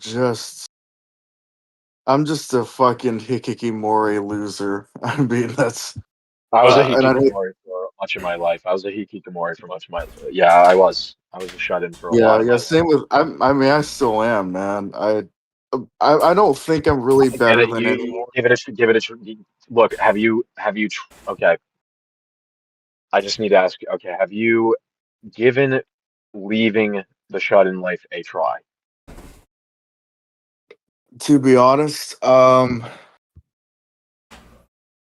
probably a little bit, but I don't think I'm mentally capable of actually blending in with society. I didn't think so either. Yeah, Okay. yeah. Now, I don't know how similar you are or are not to me, but I was like, God, you have no idea. I didn't want to go outside because I was ashamed to be seen outside. Okay. That was how I lived from the age of like 16 to the age of 24. Okay, Um, af 16. After I dropped out of high school, it took a tremendous amount of effort. It was incredibly difficult, but I managed to become somewhat functional, get a driver's license, get a car, get a job.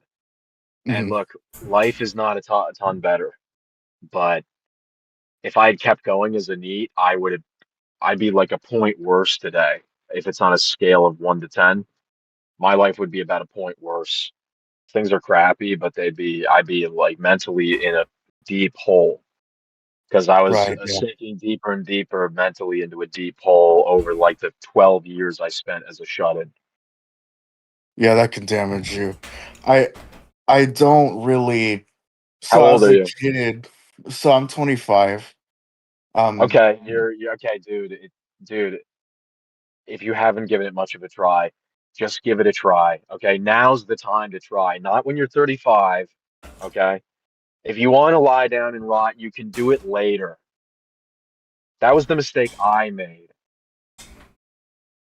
You know, if you hate it, you can go back to being a NEET. I would just encourage you to stick it out for like 6 months, um, because it did improve my life a little bit. I mean, there's been a bunch of shit I've had to deal with as a result, but I think I am in a better place today than I would be if I had remained a shut-in and a NEET with no job. And it's not because the job is good in and of itself. Doing a job sucks, but it's money. You know, I had no money and I couldn't do anything, couldn't live. I think I am because I kind of had this premonition as a kid that I would be sort of I would never have a job, a wife, or children. I would Dude, when stay I in was in my middle room. school, dude, when I was in middle school in a Christian private school, in middle school, when I was like fucking 12, 13 years old, when they would make us do class exercises and we had to like talk about what we thought we would be as adults, career wise, I said, I think I'll be homeless. Okay, when I was like 13 at this and it made other I mean I to other kids I was a freak on because of that. I mean, I didn't really believe in God either. I wasn't too self-aware, self-conscious as an atheist, but I was not at all like mentally checked in to religion in any way. I just it was less than an afterthought for me. But yeah, I told them that yeah, I think I'll be homeless. Right. I don't think in a Look, sense as sort of maybe you're a bigger spurg than me. Maybe you're more mentally screwed up than me, but I was I am, very yeah. mentally. But no, dude, I was very mentally screwed up in all sorts of ways. You have no Mhm. idea. Okay. Um, like as a NEET, as a shut-in, I was so neurotic in every conceivable way. Oh god, I'm really neurotic. I will 100%. There was this German guy I was talking to, and he's sort of the same way. He is on the autism spectrum, but we sort of it is the same way. It's just being afraid of the outside world and kind of I don't know. And it's just it's I was weird. afraid. I was afraid, dude. I was afraid. I had to fight like hell. But I Right. do know now I'm a calmer dude. Dude, I'm sorry I'm being such a pain, but it's just this is really important to me when I see someone in this same exact situation I was in. I definitely, I'm a calmer person now. I genuinely am. I can handle stress better. I'm not saying I do a great job of it, but it's night and day compared to how I was 5, 6 years ago. I mean, a bunch of crappy stuff happened. I got through it. I survived it. Good stuff happens, some good stuff. A lot of it was meh, but on average, I feel like a point better than I probably would have if I'd stayed neat, and that means a lot. That makes a big difference for somebody like me. A point is a significant difference. I kind of enjoy being innate, and I know that's bad. I was never an ambitious person. I was kind of very obviously just very let go socially. I was not a social kid. I hated school. I don't know. I don't really I'm just coasting. I'm very bipedal. I'm very just going on my own instincts. A few instincts, I just was like similar. I was similar, sleeping. dude. I was similar, dude. I look, Right.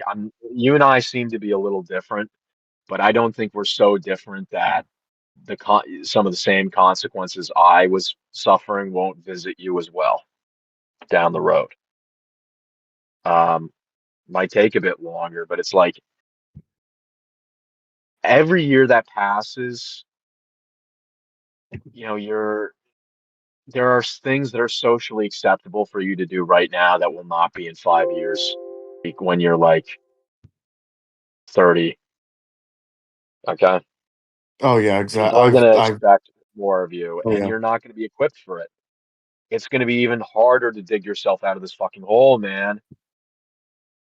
I'm sorry for being such a pain, but it's just like, Oh no, dude, you are 100% right. No, I don't even I think about it. I do. I mean, just um Nike, just do it. It's gay, it's cringe, it's low IQ, it's brown coded. Who cares? It's reality. You've got to just move your body like a spastic retard. Okay, you got to. I find it difficult to pick myself up out of bed, right? But you just got to start moving your body. Put on music. Put on music in the background while you're like picking stuff up or you're doing something like that. You just start moving your body like that, man. That was how I got started and got out of being a neat. I would like clean the apartment while I was like listening to my favorite anime soundtracks in the mhm. background. I it's just kind of weird, but I want to live this for the entirety of my life, and it's just kind of weird because I think I am not mentally capable of actually being in society. I really do not. Dude, that And is a I huge will be commitment. honest. I'm being Dude, that is honest. a huge, dude, that is a huge commitment.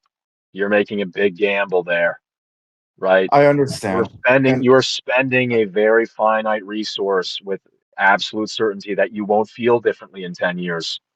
I felt the oh, way I you know. did when I was, I dude, I felt the way you feel. I felt that way when I was 20. I felt that way when I was 21 and when I was 22 and at 23. And then it started to go away at 24. And I know that you're 25, but it might just take longer for you. That might be the only difference between you and me. I don't know. But it's really worth seriously thinking about it because this is life and death.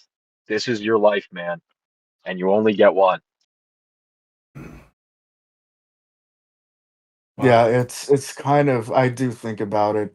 You can lie down and Um rot when you're old. You'll be forced to anyways. The world will clip your wings. The age pill will come and get you. oh, it's already it got me, man. God. No, no, no, no, no, no. There's a difference between you at 25 and you at 35, you dense fuck. Okay? You are at the best point in your life in terms of potential. I'm not saying it's good. That's not what I'm saying. I'm not saying it's good. I'm not saying your potential is good, but it's not going to get better than this. This is your chance.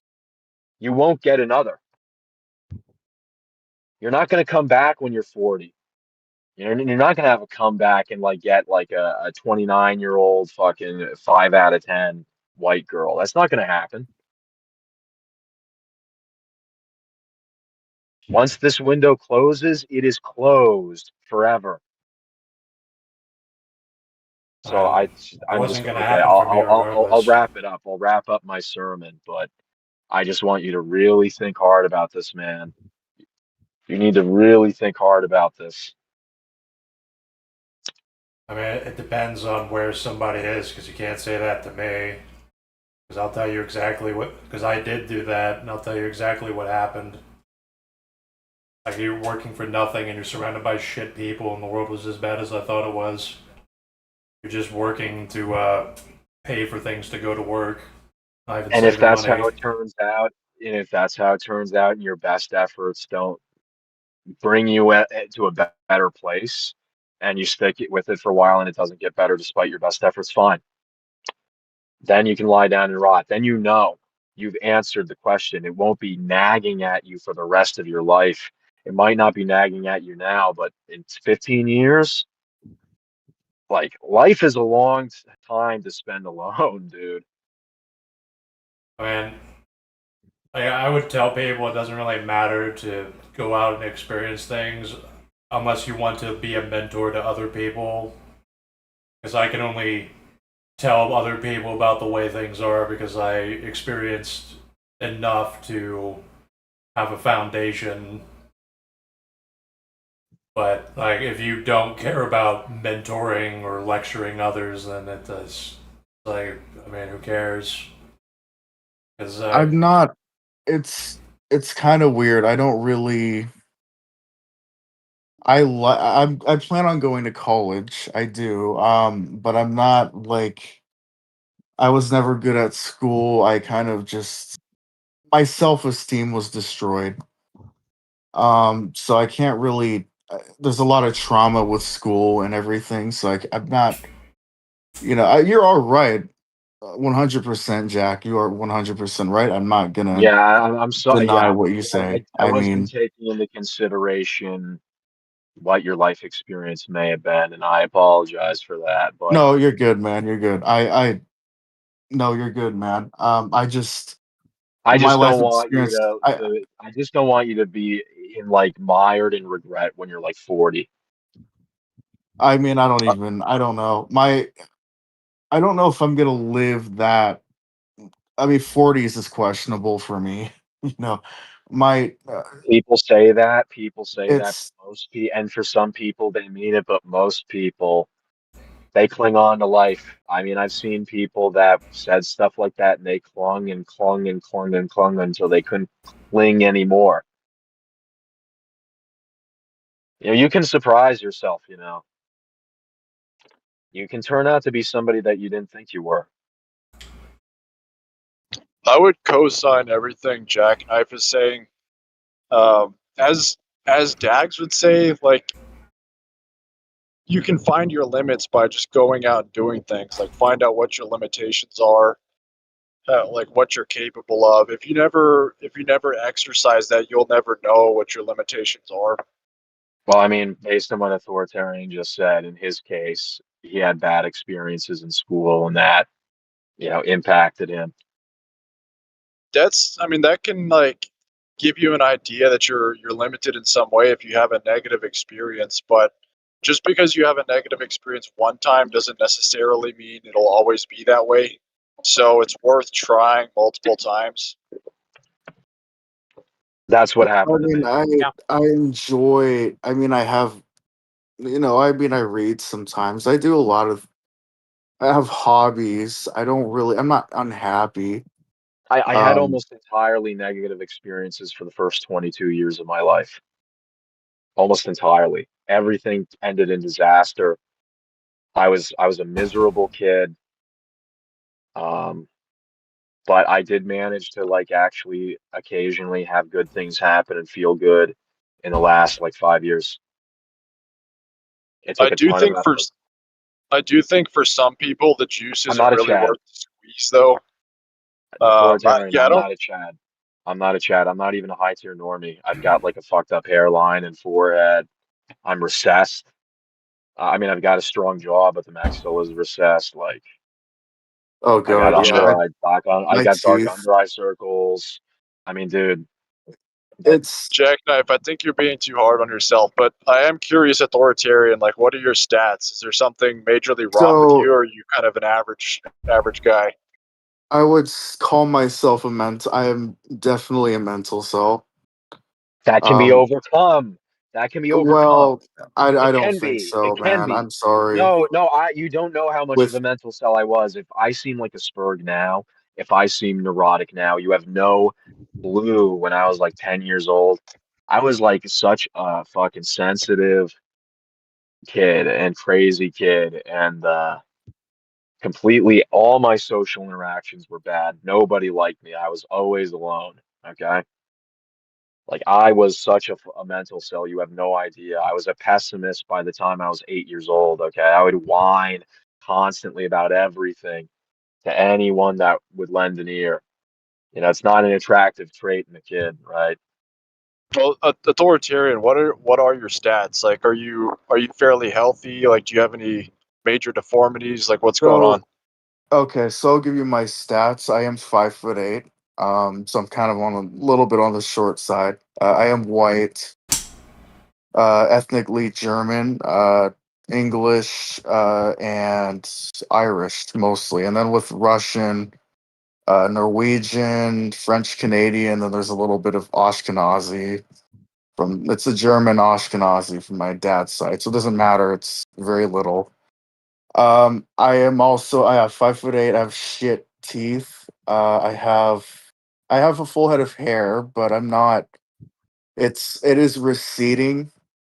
But it's not terrible. I would say it's Now's like the time to save it. Now's the time to save it. yeah, exactly. Yeah, Now's the no, time to save definitely. it, dude. Come on, let's go. It's go time. It's game time. You Look, I'm always not even hear against, these. dude. Look, I'm not even against lying down and rotting. Okay, I'm not against lying down and rotting. Lie down and I'm rot against it. after you I have. mean, I No, even but am then hold against on, it. but lie down and rot after you've tried your best for a couple of years. Oh yeah, Like absolutely. just Yes. trying my best, even though it's brought a lot of shit into my life and a lot of Mhm. problems and crazy days and a lot of misery. But it's brought like good things too, which I didn't ever have in my life before. And aside from that, there's a certain peace that's come from me knowing that I've tried my hardest. Oh, absolutely. Yeah. No, I agree with. I would 100%. No, I'm going to I'm going to do some college classes uh this fall, so I'm not entirely. I'm not trying to completely isolate myself, but it's just I have a lot of trauma, and I do have mental illnesses. Um, Yeah, I don't know how severe they are, if how much more severe they are than what I had. I don't know. yeah, I mean, you speak very good, so I don't think you're. I mean, you don't sound like you have any mental health problems that I would say you do. I mean, I don't think you do, unless I'm wrong. But Uh, oh man. But I guess authoritarian, that's about it. you said you were 5'8". How much do you weigh? right now, I mean, I am overweight. I will say that I am 230 pounds. The last time I weighed, so I'm a Oh, little you're bit. 5'8". Yeah, yeah. Oh Yeah, shit. that's not good. I Uh, mean, you can I fix that, know. but it's going to take some work. Well, uh, that's how's your face? mostly my face isn't terrible. My I Uh, would say my give it teeth a. is the worst part, Okay, and I have some give fat. me an out of 10. Give me an out of 10. Okay, well, okay. So should I give you an out of 10 if I lost weight? Yeah, yeah. Uh, With okay, with okay. less weight. I have good cheekbones and good eyes. I've been complimented on my eyes. I mean, I have good eyes. I like they're hunter eyes. I have high cheekbones. They're like Dude, very Germanic. dude, fuck you. Fuck you. Eat shit, authoritarian. Sorry, Fuck, man. fuck you. Dude, fuck you, you mental self. Fuck. Dude, this No, can be I'm not. fixed. I'm not saying I'm not good The looking, situation man. can be look, dude. Dude, at 5'8", if you can looks max into being a Chad, which sounds like you've got the potential, hunterize, come on. I'm I not saying don't you're know, gonna have a man. great I time. I'm not don't saying you're gonna care. have a great time. Okay, I'm And I'll not be saying you're gonna honest. have a great time, but this can be salvaged. Like you can get something out of this. Okay, this can be worked with. It's a mental cell. There are mental cells, man. I've met men who are they completely are blow me out of they're high IQ. They're 6 foot Well, here's something. They have here's the question. autism, Here's the I've and been question told when that it comes I'm a to mental I don't know, cell. man. I've been told I'm a mental cell, but I managed to get to where I am today. It was well, very difficult. It was so hard. You have no idea how difficult it was, but I did it. authoritarian. Here's the question about how bad your mental seldom is. Are you on any mental medications? Yes, I did start unfortunately on Jew pills. If I don't know if I could say that, but SSRIs. Yes. Is that the only one? It's hydroxyzine. So I have hydroxyzine and some antidepressants. And I Gotcha. actually was never medicated until actually the beginning of this year. I never took any pills. Well, if you've only been taking it for a short time, there might not be any too bad of damage yet. Well, they've been actually helping. I mean, I'd hate to say that. I mean, I have been gaining weight, and I think the pills are contributing to that because I was kind of I was always kind of, well, I was skinny fat as a kid, sorry, but oh, I was skinny fat as a kid. I was actually outside and I was active uh, in my childhood, so I'm not entirely like, This can be salvaged. This can be saved. I'm not saying you're gonna have a great life, but it's worth a try. These are not bad stats. Now, I know it's radical. I know this is radical.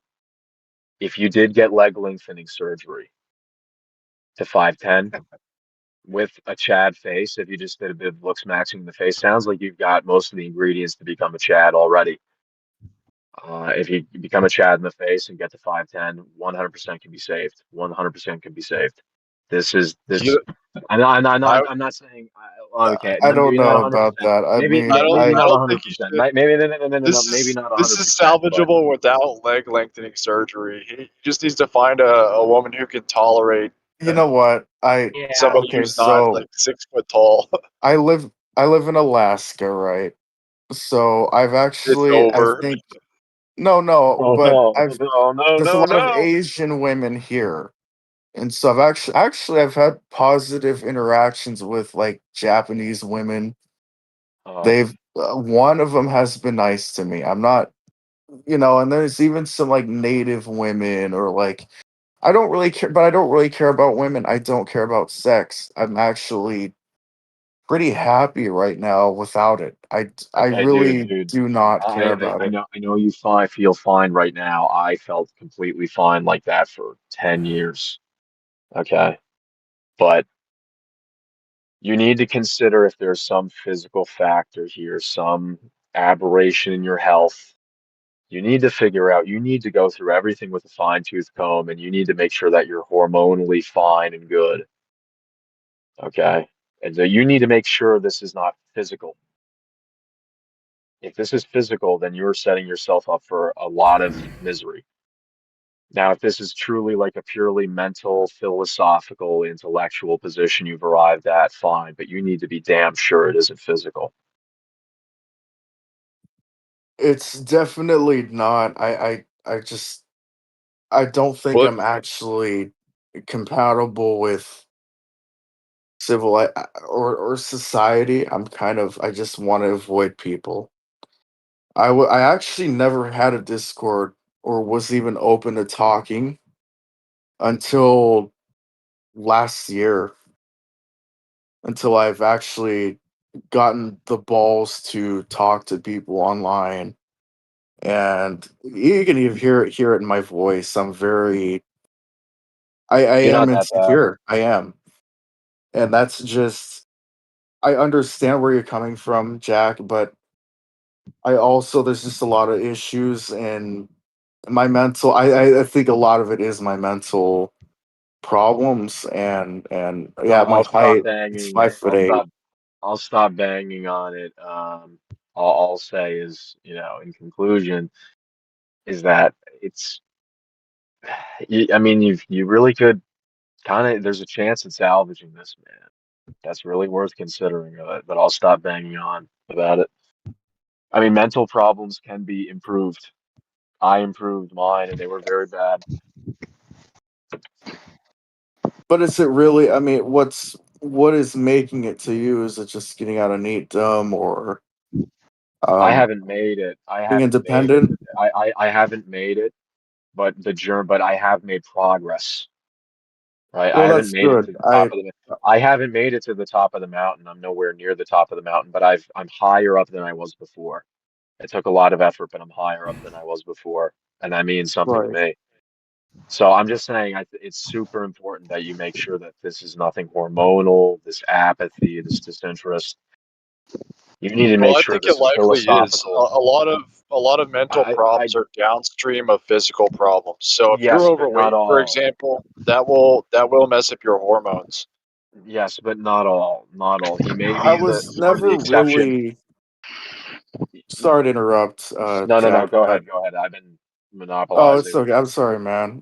But I was never really overweight as a kid. I actually just started really going over 200 pounds at, I guess, probably even just this year, last year. Um, I mean, I eat a lot of like, I don't know, my diet's mostly fish and steak and stuff. And also, yeah, fast food. I live in I used to, as growing up, I actually lived in a rural place. We had chickens, and we actually killed a couple of our own pigs. We used to slaughter our own chickens, and we got meat from that and stuff. So we used to raise our own animals and food. Um, but I don't know. I'm just not really. I was never an ambitious person. I don't know. I'm just very my soul. I don't know. I just don't think I was meant to really there's no purpose for me here. I mean, I'm not saying I'm not suicidal or anything. I'm very happy. I can live like this for the rest of my life. That's actually what I want to do. I mean, I don't really That's a care big about gamble. That's a big I gamble. understand. I understand. But That's a huge gamble you're making, man. I mean, do I want to be, I really don't want to. I couldn't work most jobs. I mean, that's I made that gamble, and then eventually the bill came due, and it started really negatively affecting me. I was good for a long time. I was happy as shit as a pig in shit. no, If I lived absolutely. in Alaska and I couldn't I wanted to get a job, I'd go work on one of those fishing companies where you get like free salmon every day and just cut up fish all day for the season. Make a lot Yeah, of money. that's not good. They don't make that much money. I mean, maybe you can join a crabbing vessel, but that's So, I not mean, doable. look, Um, I don't really, it's your life. I don't really no, I have, understand. Well, I'm not, thank you, Jack. I appreciate the advice, man. I mean, you're good to listen to even in these streams. You know, you're cool, man. I mean, thank you, but I have only been spurging out as much as I have been because it just pains me to think about what might happen in like 10 or 15 years to you if things keep on going this way. The chance that you end up in just pure misery. That just concerns me as well. I understand. I mean, I no, I definitely think about it. And once you're in that Um, hole, you can't get out. Once you're down in that hole at that age, in like 10, 15 years, you're not going to be able to get out. but But you you're can get also out now. forced to But you work could get out a now. minimum job, but you can't work your way up. I mean, is that actually I mean, is that getting out of your hole? Sorry, excuse me. Is that actually getting Yeah. out of your hole? I mean, I don't even Yeah, think. I mean, I'm some of our circumstances are different, right? I think I've been a little luckier than you in the last 5 years. I was not lucky for most of my life, right? right. My life was crap for like most of it. But in the last 5 years, I've had some lucky things happen. The winds of fortune turned in my direction a couple of times, and maybe that just hasn't happened for you. And if that's the case, there's nothing for that. I can't. Well, I've had I don't lucky. want to. I don't I've want to. I'm had some sorry for luck. lecturing you. I'm sorry for lecturing you. Oh no, you're good. No, Jack. This is a good conversation, man. I enjoy listening to you on Wolf Slumbers, and even you're actually a good guest, man. I mean, I subscribe to your channel, so you're pretty cool, man. I mean, I don't, I relate to you, um, and I understand where you're coming from. It is. I'm kind of like your fellow comrade in a way. Like I understand. Yeah, you Well, have I mean, the reason empathy. why, I mean, if you were like some piece of shit, I would say, oh, go ahead. Um, Right, but if I right, thought you were scum, like I wouldn't. I thought you were like scum. I wouldn't care. Like there's plenty of people I would wish that fate upon. right, Um, right. but it's only because obviously, like you're a similar type of person to me. You're kind of similar type of guy. Obviously, I care then. Yeah, well, thank you, man. I know, and I understand. I take your advice. I don't, and I think about it all the time. I mean, I really do. I mean, The smallest step, the first step is the hard. It's a cliche. yeah, it It's is. eye roll inducing, but it's true because I experienced it. Going from 0 to 1 is the hardest thing you can ever do. Everything I've Right, done since then right. has been easier. Everything. Even a lot of really bad, terrible, very difficult shit has still been easier than going from 0 to 1. Absolutely. So what are you guys talking about exactly? Like what would going to one look like for him specifically? Yeah, I mean that's a good question. I mean it's him embracing the neat lifestyle and instead of embracing it like trying to live out in society, get money and try to form connections with people, like-minded people, sell looks max, like just try because and the only reason I say that is because he said to me he never really tried particularly, right? Oh, I okay. think you All said right. you tried kind of once, right? Well, I'm not built for that. I actually enjoy being secluded. I mean, I don't. I I was the same. understand. I was. That's the thing is, man. I was the same, But then Right, right. But it started. But then it I started get. hurting after 11 years.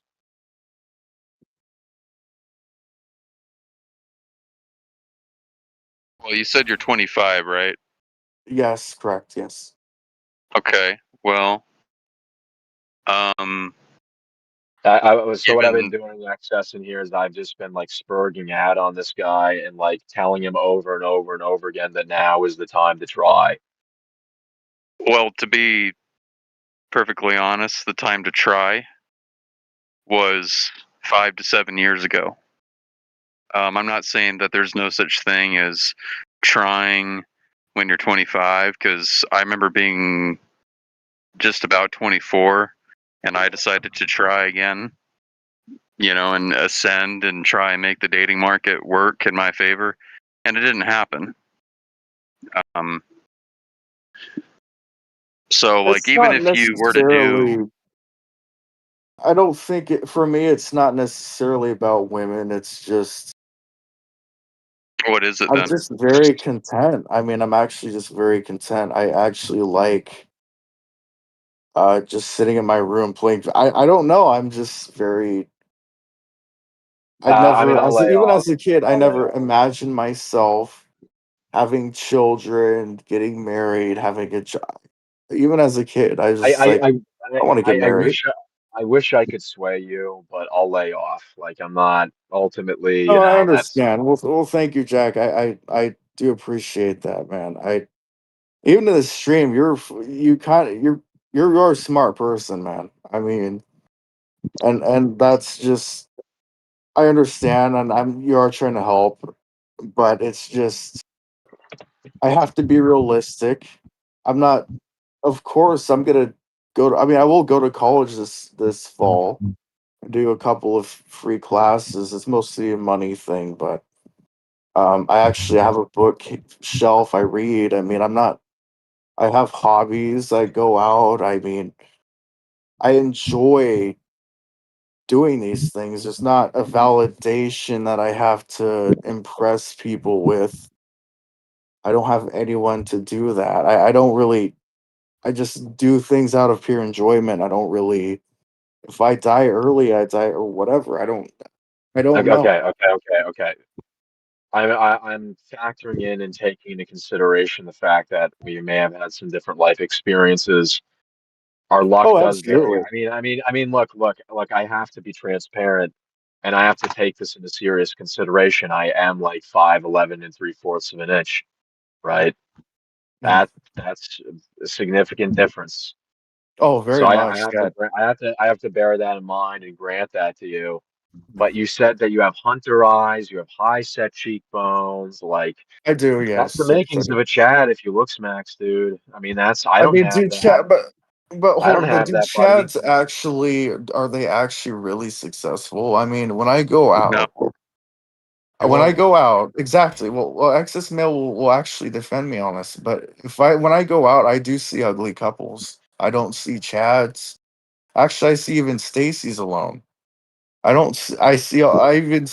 I saw good. I see good looking people alone. Actually, I don't really Actually, see I don't even know these why. Chads that are slaying these women or It's a are in fantasy. these relationships. Man, I don't. I really don't. I don't know. I don't even I know see why it you're so more. fixated on I height. Like I'm 6'5" and it doesn't fucking matter.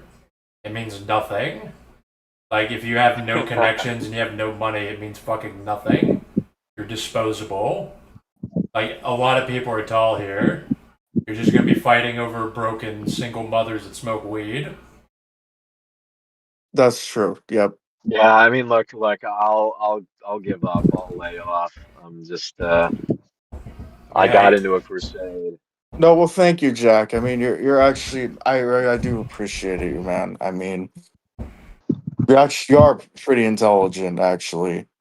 Um, I would say, yeah, you're actually. So, I mean, it's good.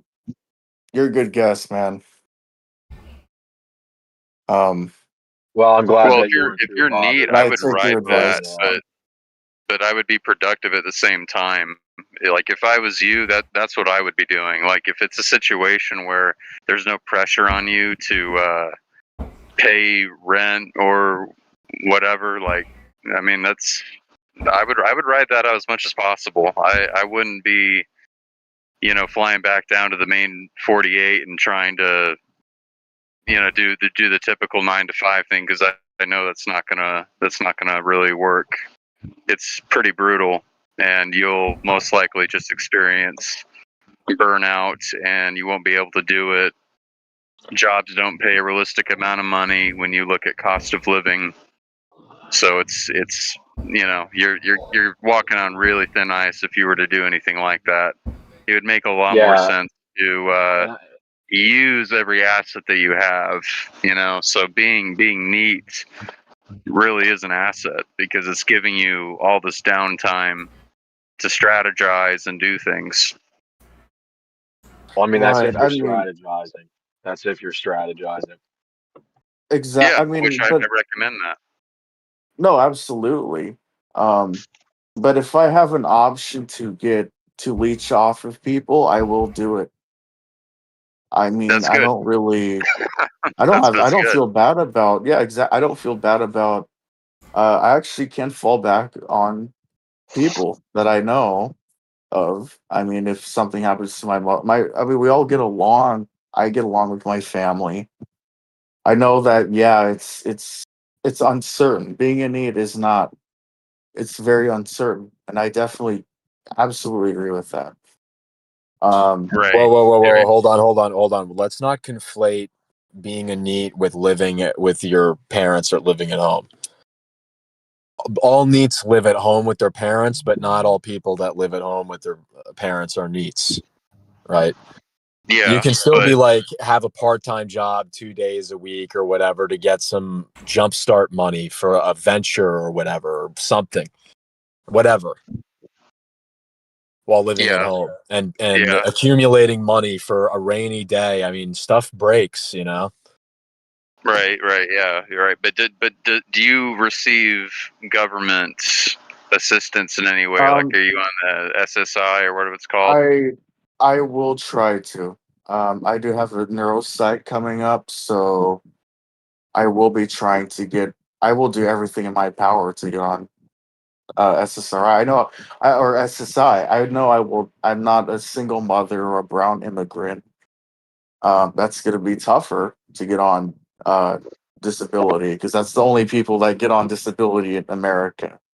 But I will do everything in my power to get on it. Right. Well, I mean, if I it doesn't faked the work out, schizophrenia diagnosis, so that's how far I'm going. you're saying that you're trying to get that diagnosis? No, I faked the I faked the schizophrenia diagnosis, Oh, it's even though already I'm not. official. Yeah, I've never. No, I don't have schizophrenia, but I faked it. Right, Um, but I'm saying on paper it's official. yeah, it's official, yeah, and that helps in my case. But I This am is an getting. insane stream. This is It a is. crazy It's stream. great. We just delved into this. I was listening, and then Wolf brought me in, and then now we're talking about this.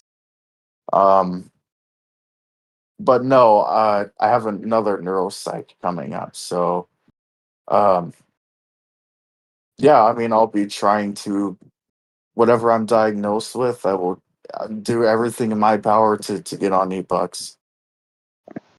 So Um, now if that doesn't work, like what, like would you just keep doing what you're doing now, or like what would happen? that I might have to get a part-time job. I might start day trading, probably. I might just because I have money, so I may as well just. If I Day don't get trading on is a it, good then I'll idea. just. I Day may as trading well is a just good take the risk. idea. Exactly, I may as well just take the risk, but not Day right trading is a now. good idea so That's long as you after. study it heavily first. Exactly. Just Yeah. like, Yeah. run simulations, like run. Yeah. Mm-hmm. Make sure you really know what you're doing first before you jump in. Exactly. Yeah. No, that's No, a good absolutely. idea. I like the sound of that. Yeah. That's not a bad idea. Just pull Well, out it's not before a the economy MGTOW collapses. cowboy. Just you got to make sure you pull out before the economy collapses, though. Oh yeah, no, I know. I mean, The that's why it's American day economy trading. is Why it's day definitely. I mean, stocks. Well, I said earlier in the stream that the ceiling of hyperinflation is when wage slaves start dropping dead, and that's the only time that like things will actually start crashing. Like, I mean, you do kind of wonder like how do these. I do wake up every morning and I do think about how the fuck do people get up every single morning like this, and they have the energy to go and maybe fill up a gas station for someone or whatever, stand behind a counter. How the fuck do they do that? well, they're Blue stupid. pill propaganda, I'm and one of they're these stupid. people, Yeah, buddy boy. I'm one of those people. I mean, but they're not stupid. They're. many of them. I'm not In my smart. I experience, don't they think are I'm smart. stupid. Like when I look at most people working, I'm like, this is where they should be. Like they would I be am no one of these value people. anywhere. They're forced. They're I'm one probably of these forced to people. do that. I mean, they have no choice. It's like But if I didn't have any of this, I would be forced to I would be stacking shelves probably. I mean, yes, they are being I forced to do that, and they want to force you to do that too. But you see, the thing is that their brains are so simple that they can actually handle the tedium more. I mean, they obviously still need to smoke crack and meth and to cope with their shitty existence. but like there's not really much going on in their brain. It's not like if you try to make a deep thinker work on a stack boxes or working in an assembly line, like that's like another level of pain compared to like a retard that doesn't even know what's happening in the world around him. Like that's like most wage slaves should be wage slaves, and they have to be forced into it. They have to be forced to be productive. They have no value otherwise. That is most people. I mean, if Cattle. they're You just if read they're me like my death sentence, Dags. This Thank you, pal. this may or may not apply to you. I mean, I don't think it applies to me. I'm not cut out for wage slaving. I've already done it for years. So I know it's shit, and I've seen all the retards there. And I know I'm a wagey. I'm one of these people, buddy boyo. I'm one of these people. yeah, and maybe you should or should not be there, but most people literally have no value. They have no thoughts other than being forced into labor. Yeah, I think probably like 65% of humans that applies to. Maybe 75. At least. yeah, most of us are useless eaters, man. That's if you aren't Jeet Lawn and his workers, you're a useless eater. I'm not even sure like what useless means in this context because society is literally upside down where useless people are the ones that dictate everything. Yeah, that's exactly it. Like your manager is going to be a useless parasite that just makes things worse for you when you clean up his messes. And then the billionaires that control the economy do absolutely nothing and make infinite money, and they also make your life worse in the process. Well, this is adjacent to Collective Dismal's concept of, what was it? The term, Dags? Involuntary parasitism. Yes. Yeah. Yeah. So, I mean, because you're a white male under the age of 50, you're forced to involuntarily be a parasite and to become useless because all the Jeets have all the IT jobs. Thing is, like, I don't actually want to be useless. Like this consumption and sitting around doesn't really mean anything to me without something constructive to do. That includes these streams and talking to people and writing books. Like I need to do something. I'm only here because there's literally no options. Like I over the last 10 years, I would have been open to IT, systems administrator, electrician, lineman, game warden, or something. There's plenty of things I would have been willing to do, but you can't. You're literally like, if you have no connections, no status, no wealth, nothing, it doesn't matter what you are. You could be attractive, you could be a fucking Olympian god, it doesn't matter. Like you're just that homeless guy that smokes crack and is in shape to them. I don't know. I'm feeling pretty good at the moment because I'm working on a short film. What's the short film about? The short film, how should I describe it? There's this guy, and he's on a phone call. He enters this bathroom, this industrial rundown bathroom, and he's got to like cut this control chip out of his arm, and this control chip connects him to a mesh network of other chipped human beings into a sort of collective consciousness. And there's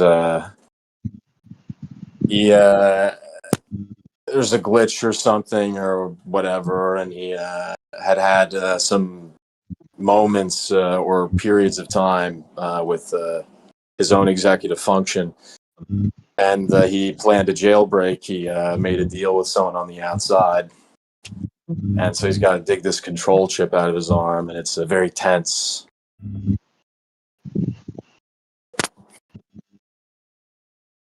That's interesting. You should post in Dag server when you finish that. Well, I don't want to face dox myself. All right.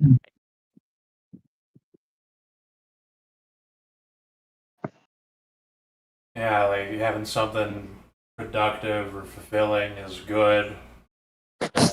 That's why I can do nothing all day, because I have something to do. Other than that, I can just consume shit, because if, like, when I was in the hospital, I would just watch shit on my phone, and I got sick of it because it's not padded out with something constructive to work on. And I'm kind of.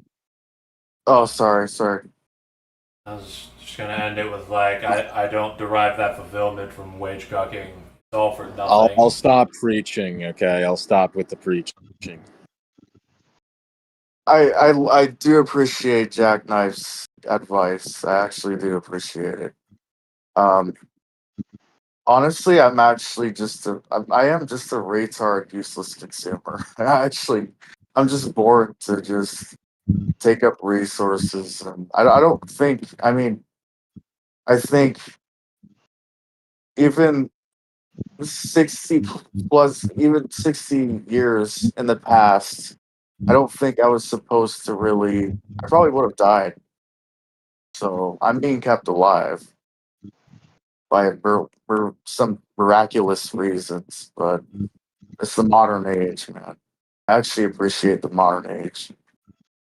I mean, So things could definitely be better. I'm only alive right now because of Obamacare. Or I would have probably died, like, probably 2 weeks ago or something. yeah, the dental industry is very. I'm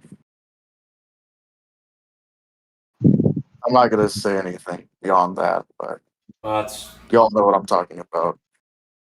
it's corrupt. Like most, Yeah, like corrupt. We'll say corrupt.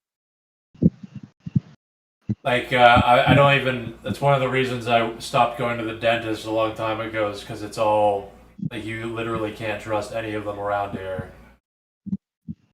Yeah, the dentist that has this harem of fucking dental hygienist females.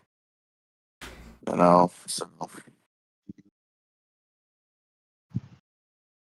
the 45-plus-year-old.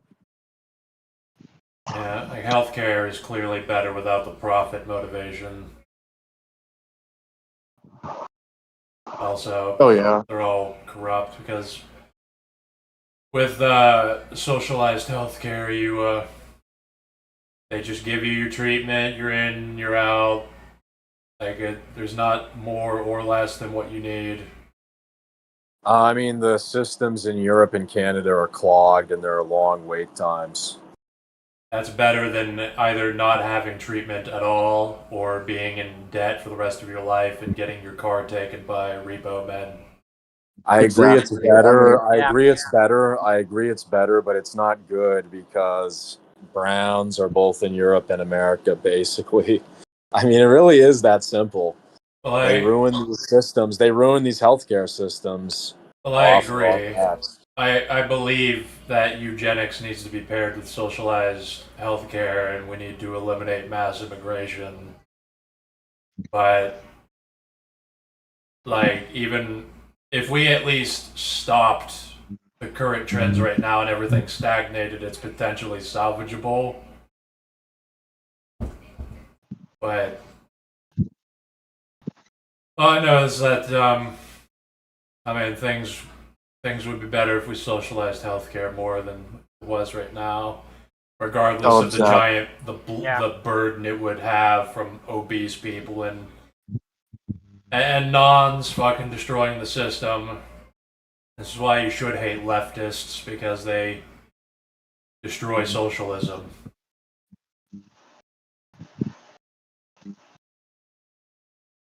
I still need to get my crowns, actually. So I'm in the same boat as you, Dex.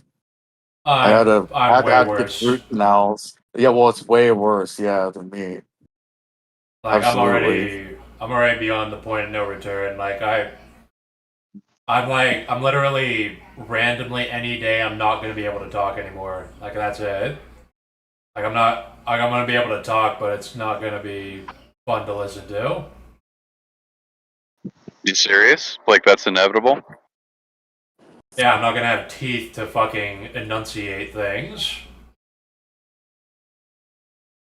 Really? Wow. Yeah, like that's just a fact. That's one of the reasons that like I started trying to like get some audiobooks and stuff out because I'm not gonna have a voice to do it with soon. I'm not gonna have a mouth to speak with. Jesus, man, I'm so sorry. What is so it sounds like it hasn't happened yet, but like what is the cause of the teeth not being there in the future?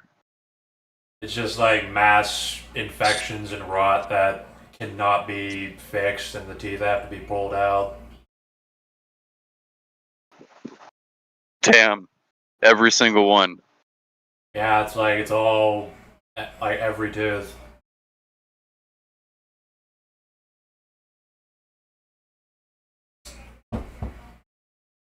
And whenever I get like most of the nerves are dead, and I do have strong genes that my it usually fights back the infections. But then that one time, almost a month ago, yeah, I almost died from it.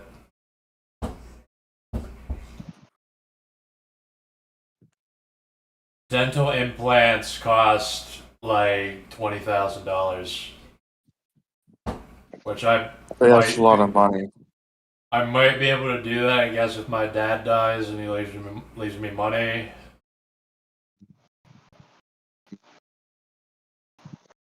Even two teeth is a lot of money. Even for me, it's just, I would at least see, I have couldn't even like imagine all teeth. Yeah, I couldn't. I would It's just just, have like a whole set of teeth put in at once without the molars. yeah, fuck. Are you eating okay, or is it just kind of, you have to eat in a certain way? I try to be careful and try not to chew too hard because I could probably just chomp down and break all my teeth. Holy fuck.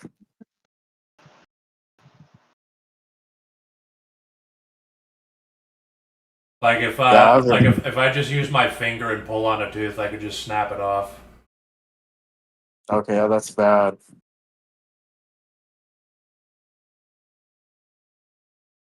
With all the money you're getting from your book sales, would you be able to like get any dental work done for that or not? No.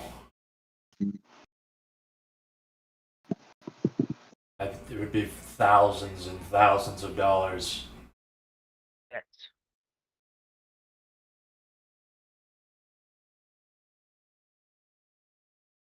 How much would it be?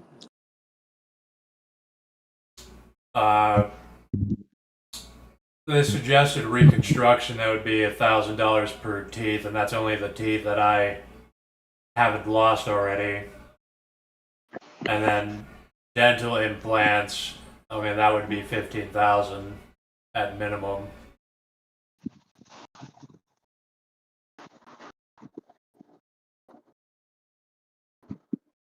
I Yeah, I mean, can I find the don't, money. I'd PayPal you some for that. I mean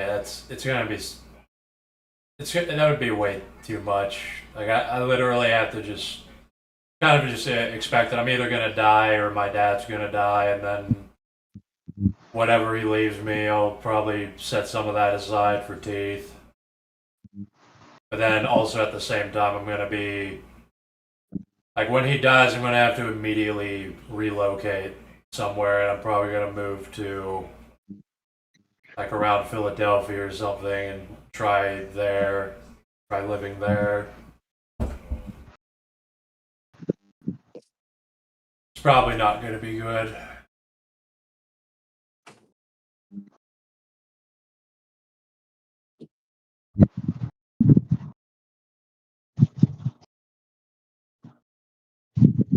Yeah, I was nobody taught me to brush my teeth as a kid, and I didn't really start caring about dental hygiene until like 5 years ago,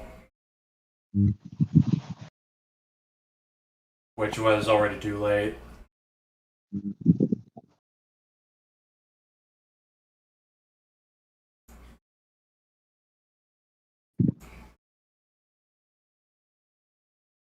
Yeah, I'm sorry, man. Man, like all of your teeth not being there. That's fucked. Yeah. I'm sorry, man. Oh, Jesus Christ. I'm sorry, man. I mean, it sucks. Like it's hanging over my head. Like it's one of the reasons I just don't care anymore. Along with the fact that everything around here sucks. I genuinely went out and found out everything actually does suck as much as I thought it did whenever I was an edgy teenager. Yeah, see, like, unlike me, Asmongold is propped up by Israel and Palantir and Peter Thiel. So he got all of his teeth replaced.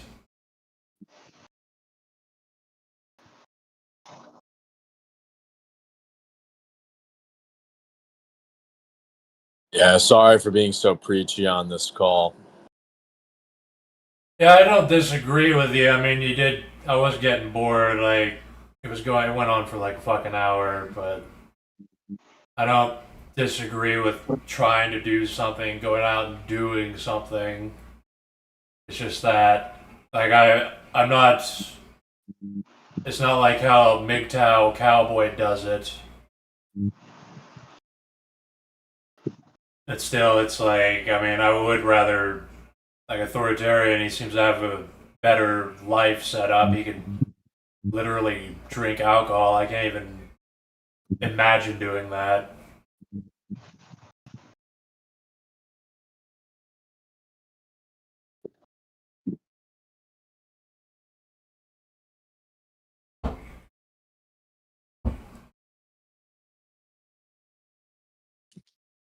Well, if you did anything MGTOW Cowboy told you to do, you would just be making your life objectively worse. But it sounds like Jackknife is coming at it from a very different angle. It's just more of like utilize whatever youth you have and try to like make something out of life, but not at the same time like not doing something that's debasing yourself, which I would say like waging in so many instances is humiliation. Yourself. Yeah, it's terrible. It's absolutely terrible. I mean, what happens out there? I mean, it's inexcusable. It's immoral. It's sick and twisted. And different states have different levels of workers' rights. Some states have virtually none. Like the state of Utah is probably the worst state for workers' rights. It's a completely at-will, bias towards the employer kind of arena. And so there's all kinds of horror stories I've heard from people IRL. I mean, it's there's no end to it. So it's a terrible, terrible thing in general, but that doesn't mean every job that's being held by someone is a nightmare. That's not what it means. I understand that there's going to be aberrations and exceptions.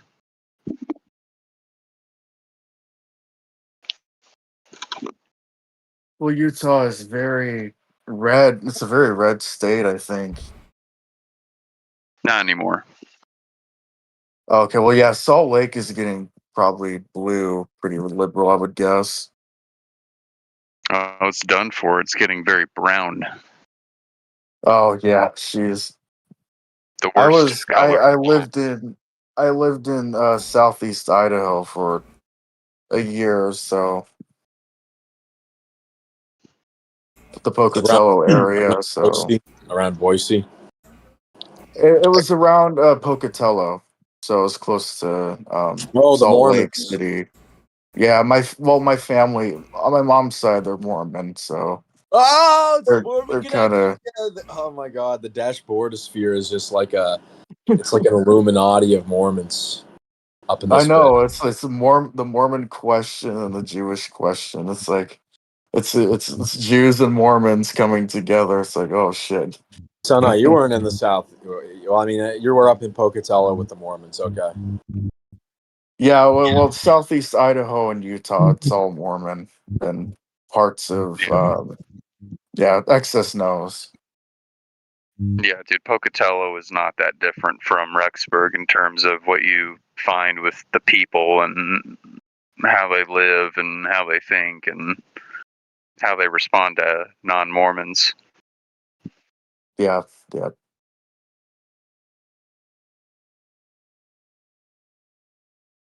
And the Mormon question is very, very relevant.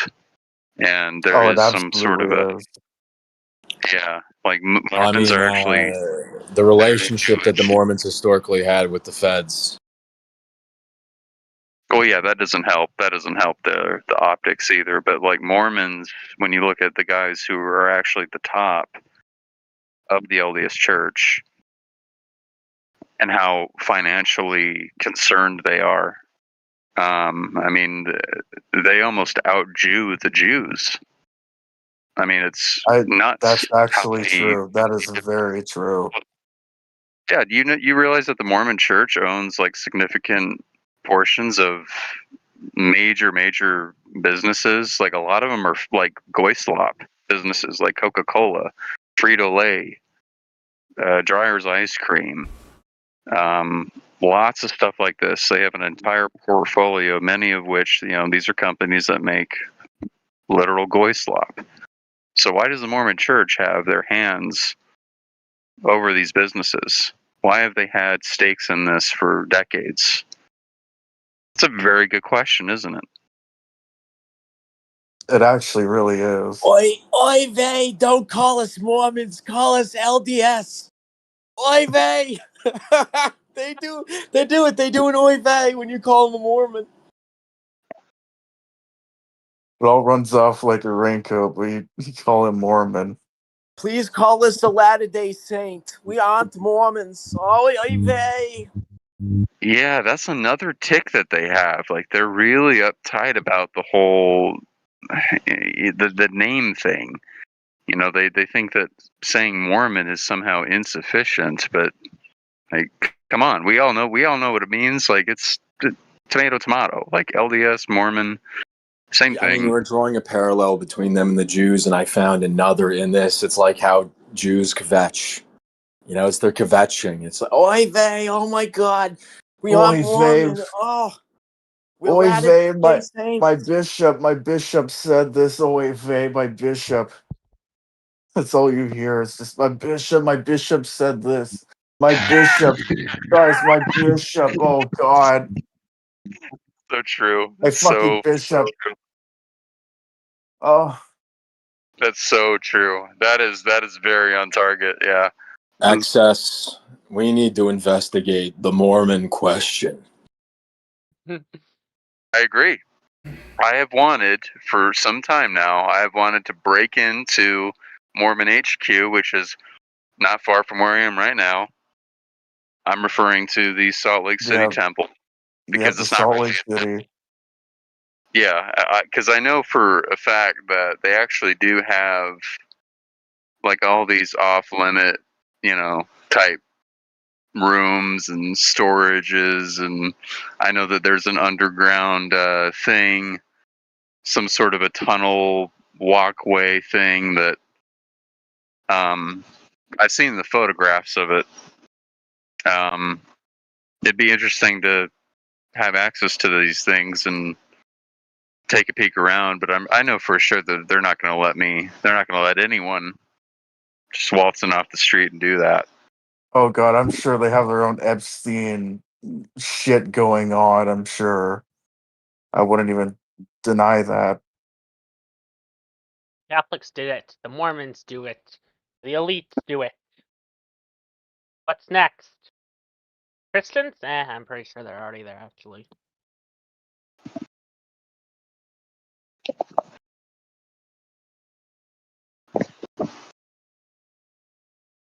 Yeah, they're not good. I mean, that's I'm pretty firm on my my hypothesis there. I think the guys at the top are up to no good, and I'm sure that they and other nefarious people are working together in some way. I mean, this could be the premise for a podcast with you and me, Access, like the Mormon question. It's like X-Files. Yeah, we got like a spooky theme, and all that. And the reason why it's like the X-Files, it has that vibe, is because of the Fed connection with Mormons. And a Fed connection means an A. Lamau connection, especially in Utah. Yeah, definitely. Do you know about the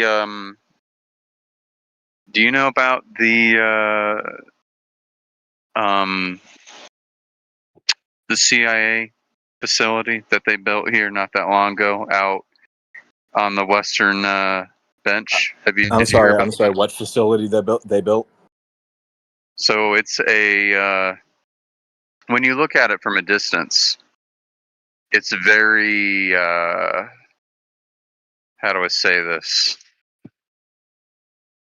It's very Orwellian. It's very liminal. It's very blank.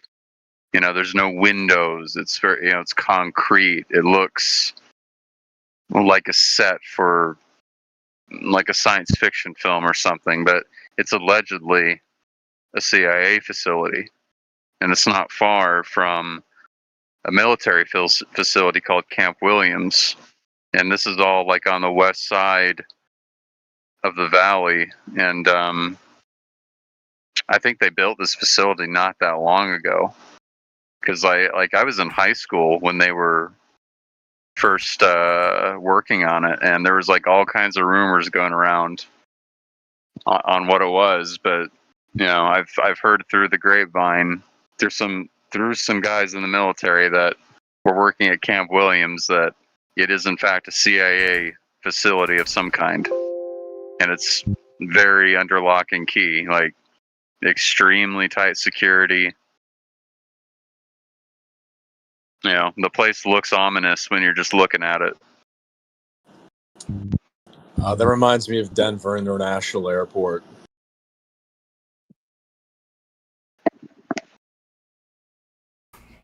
I hate that place. It's a shithole. Well, I mean, Denver International Airport has this conspiratorial reputation as being this structure of evil, of profound evil. And it having symbolism throughout the structure.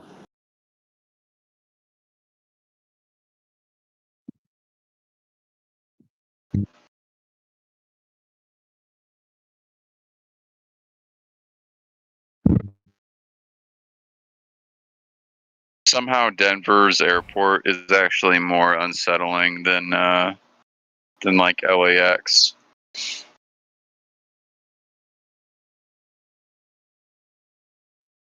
The worst place I've ever been? Worst place or worst airport? The worst place I've ever been. In the whole world? I don't know. Youngstown, Houston? Ohio. What? I wasn't expecting that.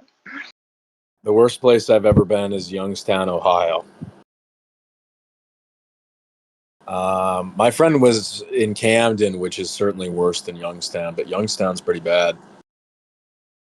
Gary's probably worse, but Youngstown was rough as hell. That not one square inch in that town felt safe in any way.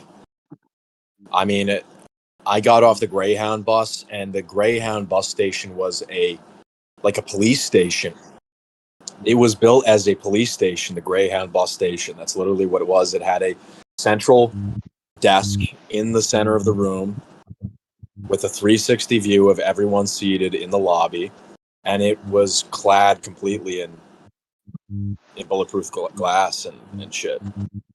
I mean, I made a beeline out of that place, and yeah, it was just sketchy as hell, and I just went to the nearest cafe and went all the way into the back in the corner and sat for like 2 hours for my connection. What were you? That's really far from where you live today. Like, what was causing that trip? Visiting a friend, Jeez. a male friend, an actual buddy of mine, my oldest buddy. Did he move to Idaho? Is that what happened? No, he's from the Midwest. Oh, That's how I wound up in Youngstown, because it was on the bus route. interesting. Yeah, that sounds. Man, I don't know. Getting there that way. That sounds kind of rough. When I went into the public bathroom in the Greyhound station, I go to the back and open a stall door, and there's just like a opened can of Chef Boyardee half-eaten with a plastic fork left on the toilet seat, and I'm just staring at this thing for like 30 seconds, and I'm just like, man, You gotta be kidding me. what am I Can't be doing real. here? What am I doing here? Yeah, man. That's the kind of like imagery that just makes you want to go home and rethink your life. Maybe you can see why I feel a connection with Lynch. Maybe you can see why. With what? With Lynch, maybe you can see why I feel a little bit of a connection with Lynch. Yeah. Right. Yeah, I see where you're coming from with that. Yeah, people either really respond to his stuff, and they get it, or they just think it's like nonsense and weird. I mean, it's just the sort of schizophrenia that comes from living in urban America as a prole, working a shit job. Yeah. As he was in Fishtown. He lived in Fishtown, Philadelphia.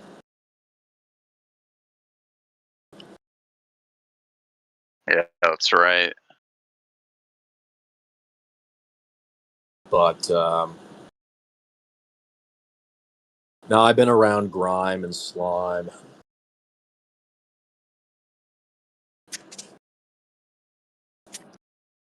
Unfortunately, so have I. I mean, like living in SoCal, like there's so many of those neighborhoods are not glamorous.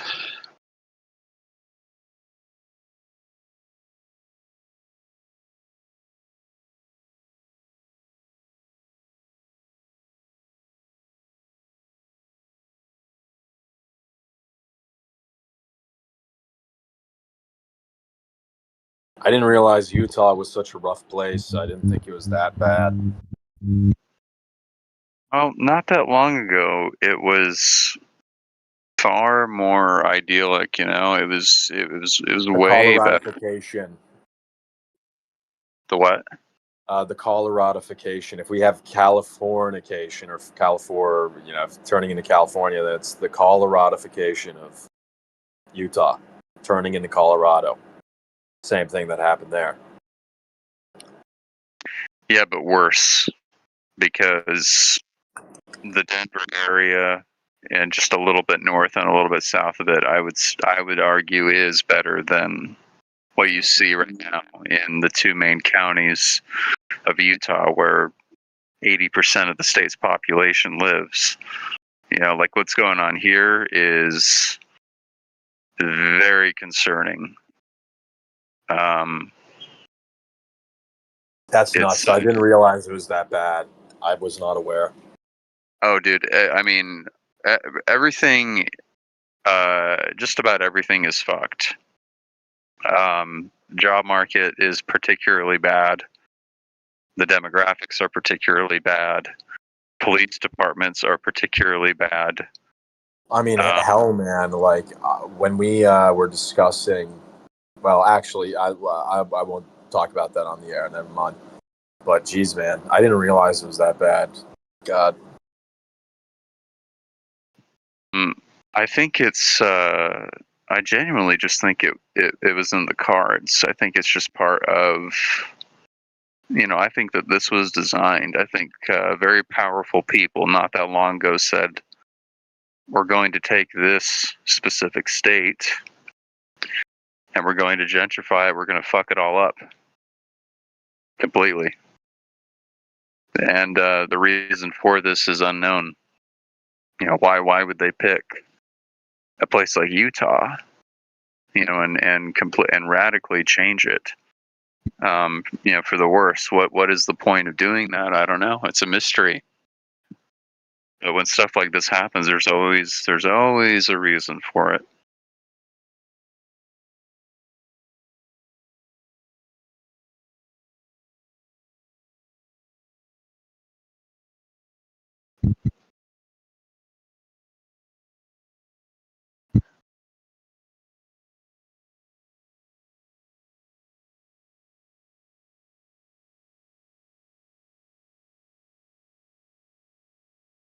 Are we still live?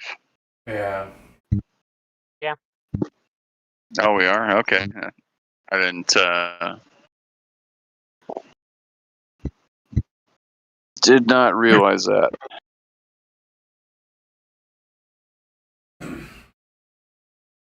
At least for another 15 Actually, minutes or do you want so. to discuss our? Do you want to get off the call and discuss our collaborations? Sure, I can for a little bit before I have my boomer bedtime, my Anatolian bedtime. Sure. All right. All right. I had a good time, Dex. It was good talking. Really sorry about your situation.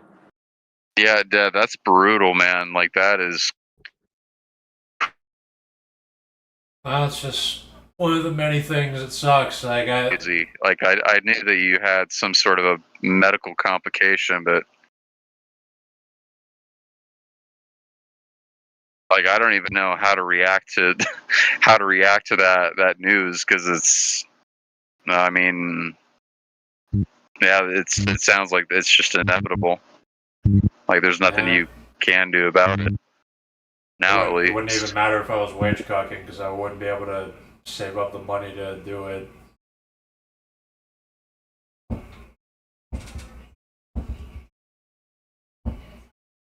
Yeah, it's fucking, yeah, that's mind blowing. But I mean, like what you said earlier does make some sense. Like, if your dad left you something or left you his house, you would just sell it and then spend some of the shekels on fake teeth. Be a pirate. Not a house, but like, just gonna leave me as whatever his savings, I guess his stocks or something. And he's gonna obviously give some of it away to his ugly girlfriend.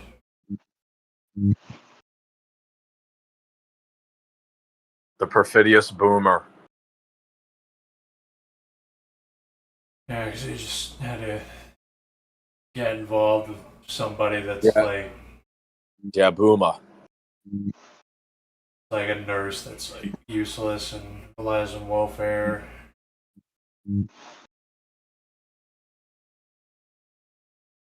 He bonded with a kid that's not his, and he throws a lot of money at her.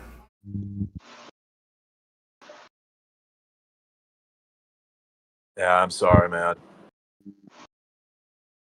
Sounds like pretty pretty typical boomer-esque antics. Like if it's like $50,000, I mean that's all I can really hope for. It might be less than that. But if it's at least that much, I can get something fixed and change locations, because I mean I'm still gonna be doomed in a urban environment, but I'm guessing anywhere is better than here, as long as I can at least get a residence somewhere. Right. Yeah, I mean, fingers crossed. I mean, guess it's hard to know, like, when your father would pass away. It's probably not terribly predictable. I mean, he could also just die randomly. Like he did get cured of cancer, and there's like he still has an abnormality they don't understand. He could just keel over. Nothing certain. But I mean, I'm also just like, anytime I think I'm gonna die, I always just accept it. Especially now, because like the only thing I really wanted to do is at least publish that last book, and now I can pretty much, I don't really care what happens now. I will buy it and I'll read it. I appreciate it. I'm trying to do the audiobook, but like it has to be like it gets hot very quickly. It's loud here. My dad's blasting Fox News right now. You can't hear it, but my mic would pick it up the way I do audio recordings for books.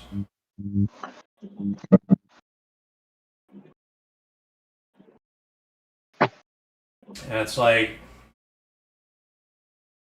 that's you have to, there's like a threshold of when you are truly done with this world, because it's not even just because my teeth are falling out. It's because I did get to see what the world was like, and I know what it is, and there's nothing really more to know, and it's just a boring, painful slog. There's like nothing to look forward to. There's nothing to do. Society just, you can't help society. Everything gets worse. Everyone honestly deserves to suffer. So there's just no point.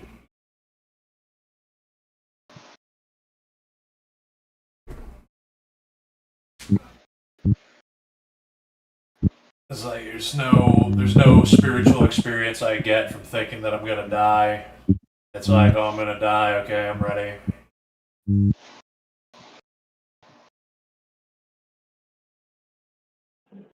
Well, Accept it, then try and like run away from it or whatever. Because like that's what my dad was doing when he was dying. Like he could not accept it. Like he was in like some deep ass denial. They don't even know what they're holding on to. It's like Collective Dismal said, they have no teleology. They just want to cling to life so they can watch Judge Judy. There's no reason to live. They just irrationally think that they want to cling to life. They don't even know what life is or why to live. Yeah, they've never thought that much about it really ever in their lives.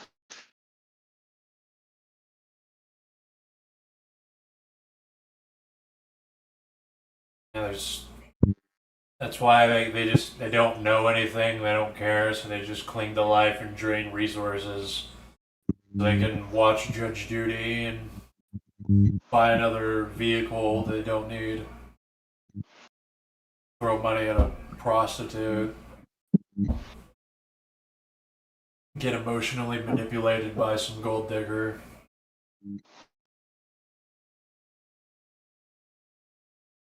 yeah, I'm really sorry, man.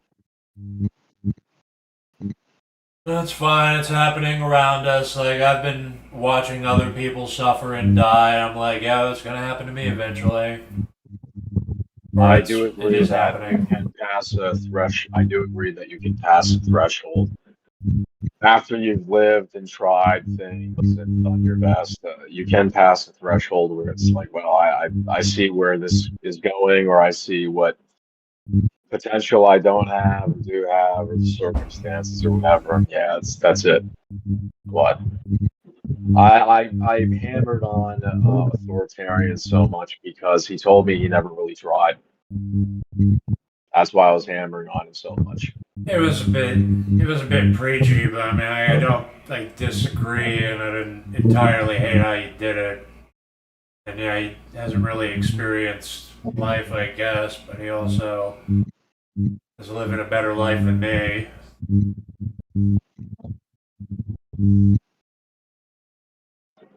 Anyways, I'm sorry about your whole situation. I'm gonna get going. That's appreciated. See you around. Good chatting. Have a good night. It was a good chat.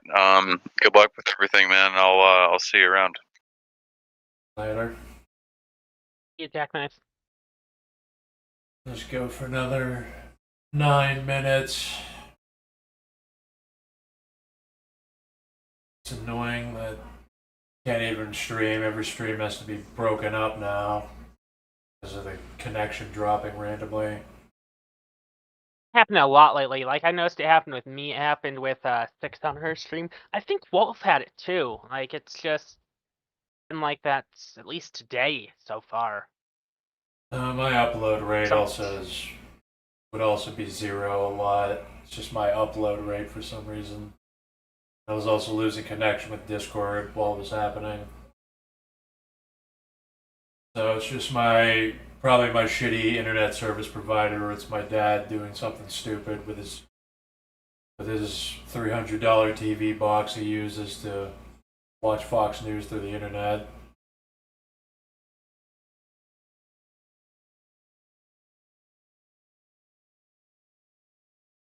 It's the threshold of truly accepting your death and being fed up with life is even more than like the JQ. It's like you pretty much you even you know how knowing happens. Like it doesn't even matter what you know because you know how things are known. And you see the inevitable samsaric baseline of the masses that they'll just keep everything in this mediocre, corrupt cycle forever. Then the planet will eventually end, all life will end.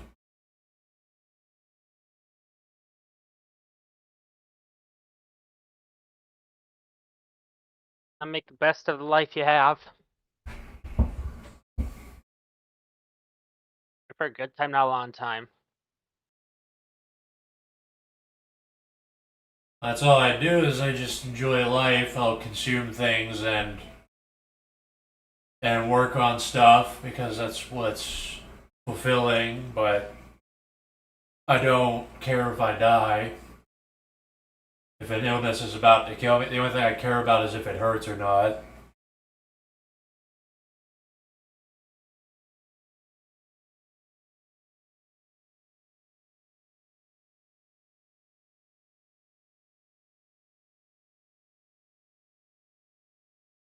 People don't even realize they wouldn't even want immortality. I feel like I've been alive for like 1,000 years. You'll eventually just be tired of everything. Yeah. I often ponder if immortality would be a blessing or a curse, because I feel like at some point you do everything and you get tired of it. You always get to see the future that's ahead and what humans end up doing, and if how far we get into space and everything. Like I feel like it'd be boring, but I already know I know what's physically possible, and I know that's not going to happen. Like that's not even a thing. Like it's almost all sci-fi is literally not going to happen. If anything even resembles it, it's going to be like a pale imitation. Like there's not going to be cybernetics. It's going to be shitty prosthetics that you would never trade an arm for. yeah. You won't be able to feel anything with your prosthetic arm.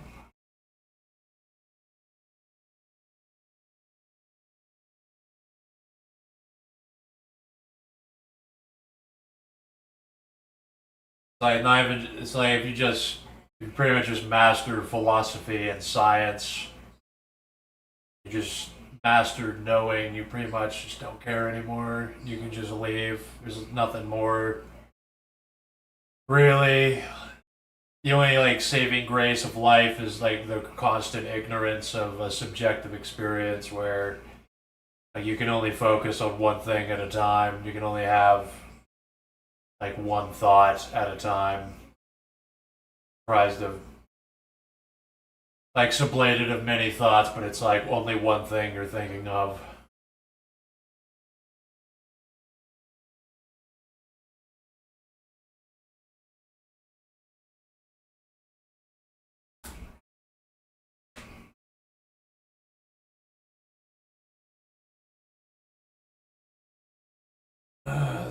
Did I write about transhumanism in the book? I mean, not really, but I did explore how we would be fine with inhabiting a virtual space. I was explaining through computers and video games how we can develop a sense of self through things other than our bodies and our brains. If you play a game of chess, you externalize yourself onto the chess pieces and even the game itself and even your opponent. Where if somebody ruins the game, it's like it's an attack on yourself. So you can, if it was possible, it probably isn't. I would probably bet that like full dive virtual reality will never happen. But it's theoretically something the consciousness would be okay with. Because it's basically no different from how we just exist in this world already. I'd be surprised if full dive virtual reality does happen. I don't think it's necessarily possible. I mean, maybe it could be the same as like a simulation, but it is, but it'd be harder to like put that into the mind and connect it in like cyberpunk theme sort of it. I don't think that it would be possible, or maybe there's a very, very small chance it could be. Well, it would definitely not happen without like permanently rewiring your brain. You could in theory wire new limbs or anything to the brain. But the brain's kind of a closed system. You can't really add things to that severely. Like you can, like with Neuralink, you can have paralyzed people control a cursor on a computer. Like that much is possible, but I don't think you could forsake your entire existence and leave all this behind and be able to fully experience raping cartoon characters like most people are gonna do.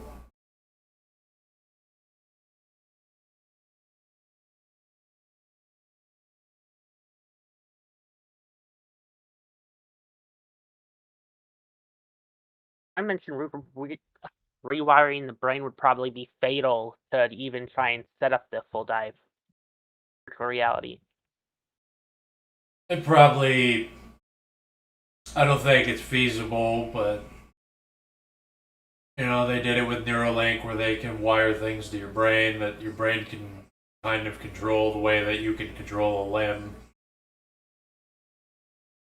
But like experiencing pleasure and stuff, probably not physically possible, or it won't be like feasible. It won't be good. It'll be like the best people will have is just like putting electrodes on their body, like on their skin, where it just has pain and pleasure, or it's more articulated and it tries to. I don't know how to call it. Like it'll have like a bunch of digits and spaces that protrude into you to create the sensation of something like touching into you, but it still won't be actual feeling. You won't be able to feel the texture of something. You just feel like something's pressing into you. It wouldn't be too different from real life.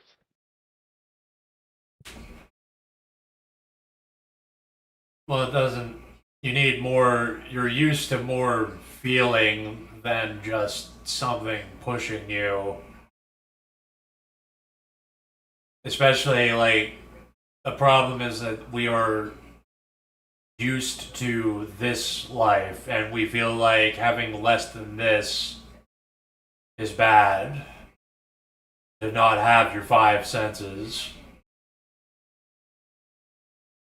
So I would personally be okay with only having sight and hearing and moving in a digital space. But most people would not be. They would probably want to kill themselves and feel like they're not. They would have a very fundamental collapse of their self. They're like, what am I if I can't do this, that, and this?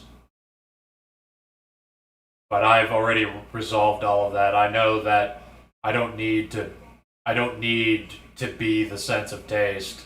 That's not inherently part of my mind.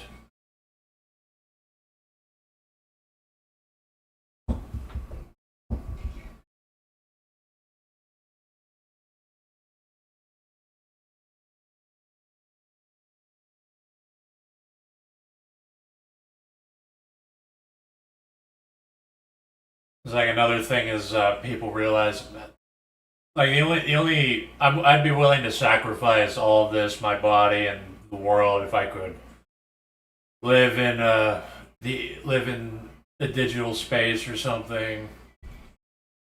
But most people, they don't realize that they're still comforted by the contrast between the internet and not the internet.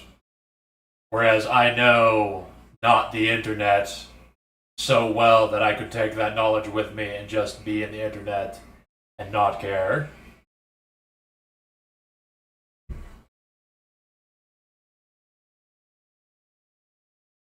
Because having that ability to choose between, like, if you choose to live on the computer, it's a little bit better because you know that you have a choice and you're choosing the computer as a better alternative compared to other things.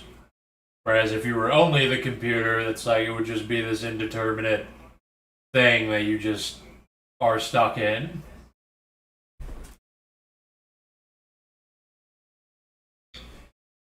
It's like if you were living without death, you wouldn't know what life is. It would just be general vague existence. Well, here's a little thing. Like, how would you know that you aren't necessarily making the choice now? Like, in a simulation, you wouldn't be aware of you making the choice in theory, at least later on. How do you know that we didn't make the choice to either exist here or exist elsewhere? What if we made it and that making that choice would make us forget it in order to be able to live in that world?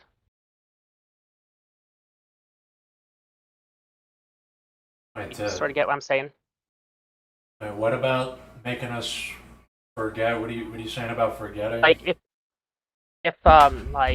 if we you mentioned how you consciously made the choice going into the simulation. What if we did already make the choice and we aren't be able to consciously know that we did because it would make it impossible to live in that world because you know there was something different? Or do you sort of get what I'm saying here? You're saying that like we made What if like ourselves forget something else we came out of so we can exist here? Yeah. I mean, you can like theorize that, I guess, but as a thought experiment, I guess you might have to do something like that for people who've been used to a greater existence that's more sensory. And you would have to make them forget that so that they can accept the baseline, the new normal of a lesser existence. Though I wouldn't even argue that the internet would just be worse because you would have freedom of association, freedom from like material constraints much, it would honestly be better. Like all the positives vastly outweigh the benefits of not living in a cyberspace. Because you can probably just make yourself look like anything. You can go anywhere. You don't have to like travel between places if you don't want to. You can just end up wherever you want to be around whoever. And you would be willing to, I would be willing to sacrifice like pretty much everything except, my mind, my vision and hearing, and ability to interact with a avatar of some kind, even if I couldn't feel anything.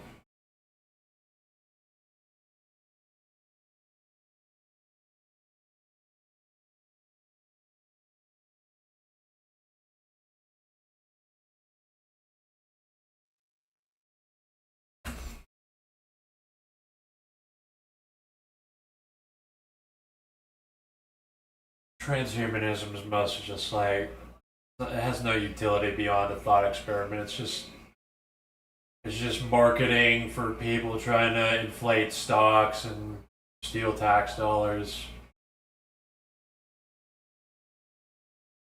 People are still gonna.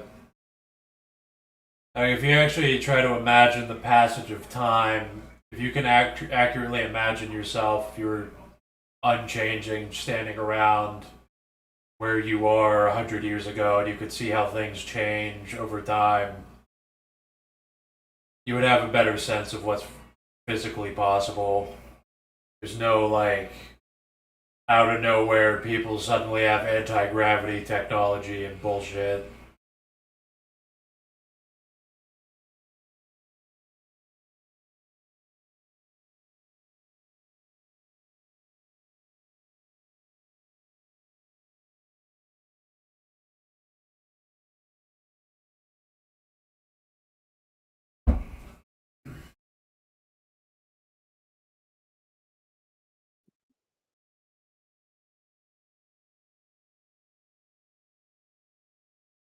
Oh, but either way, I'm gonna stop here, I guess. Alright. Thanks for having me on, Dax. Good stream here. Good talking, Brent. Later, everybody. Later. Still gonna be uploading more excerpts from the audiobook on occasion on the YouTube channel until it gets taken down. I don't know if when my internet went down, if that's people might only watch like this stream where like it got cut off like half an hour in. So if that part got cut off, I mean, at the bare minimum, watch the fucking 2-hour video I uploaded called CCC Consensus.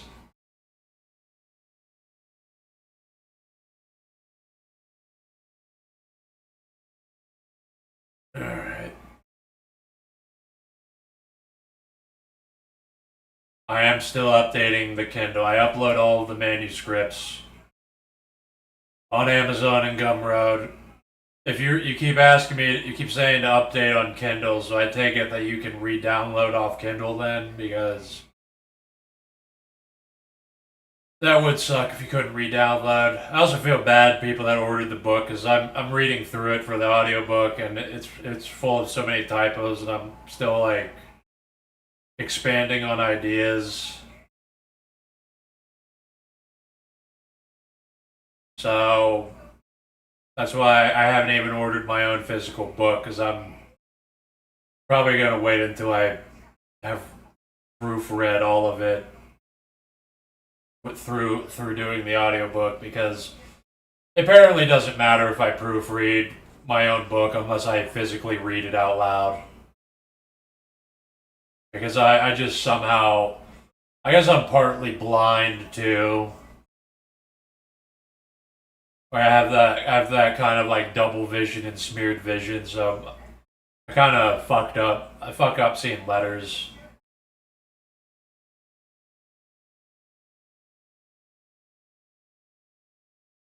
I'm not sure if I should delete it and then re-download. I don't know how the fuck. I have no idea how it works. I would not tell people to buy the Kindle. Like I said before, I would say it to. Like I have no idea how it works. I'm just trying to.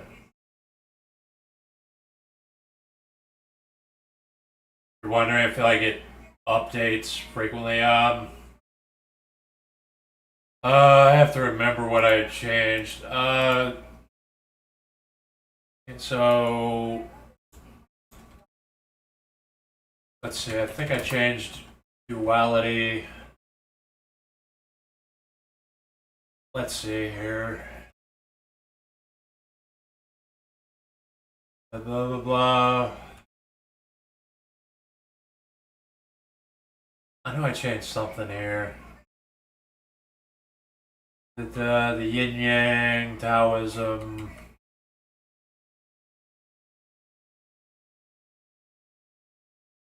Uh, uh,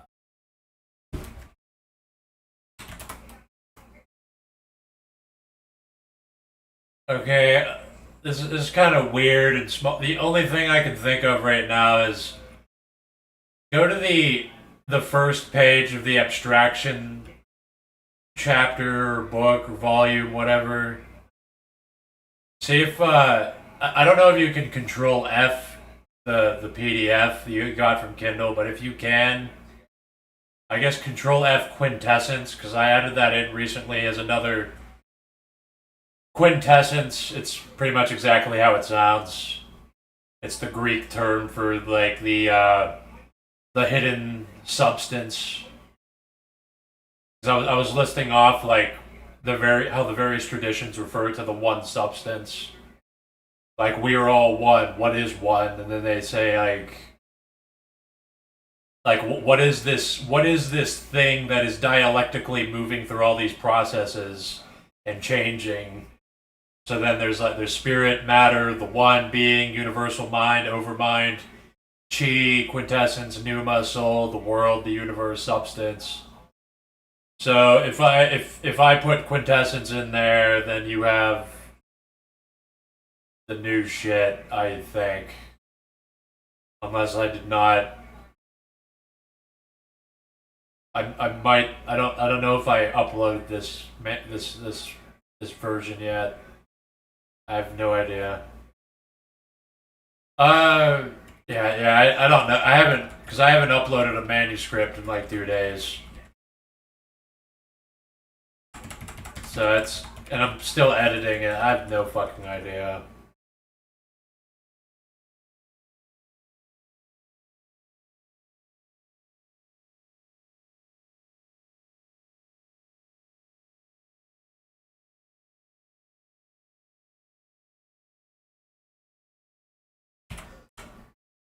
I mean, whatever.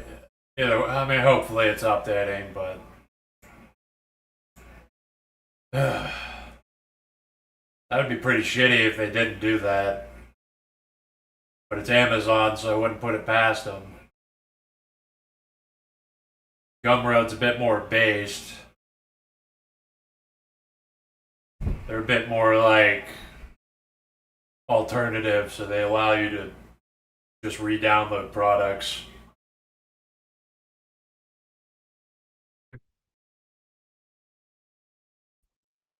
Whatever. I'm gonna stop here and bail out later.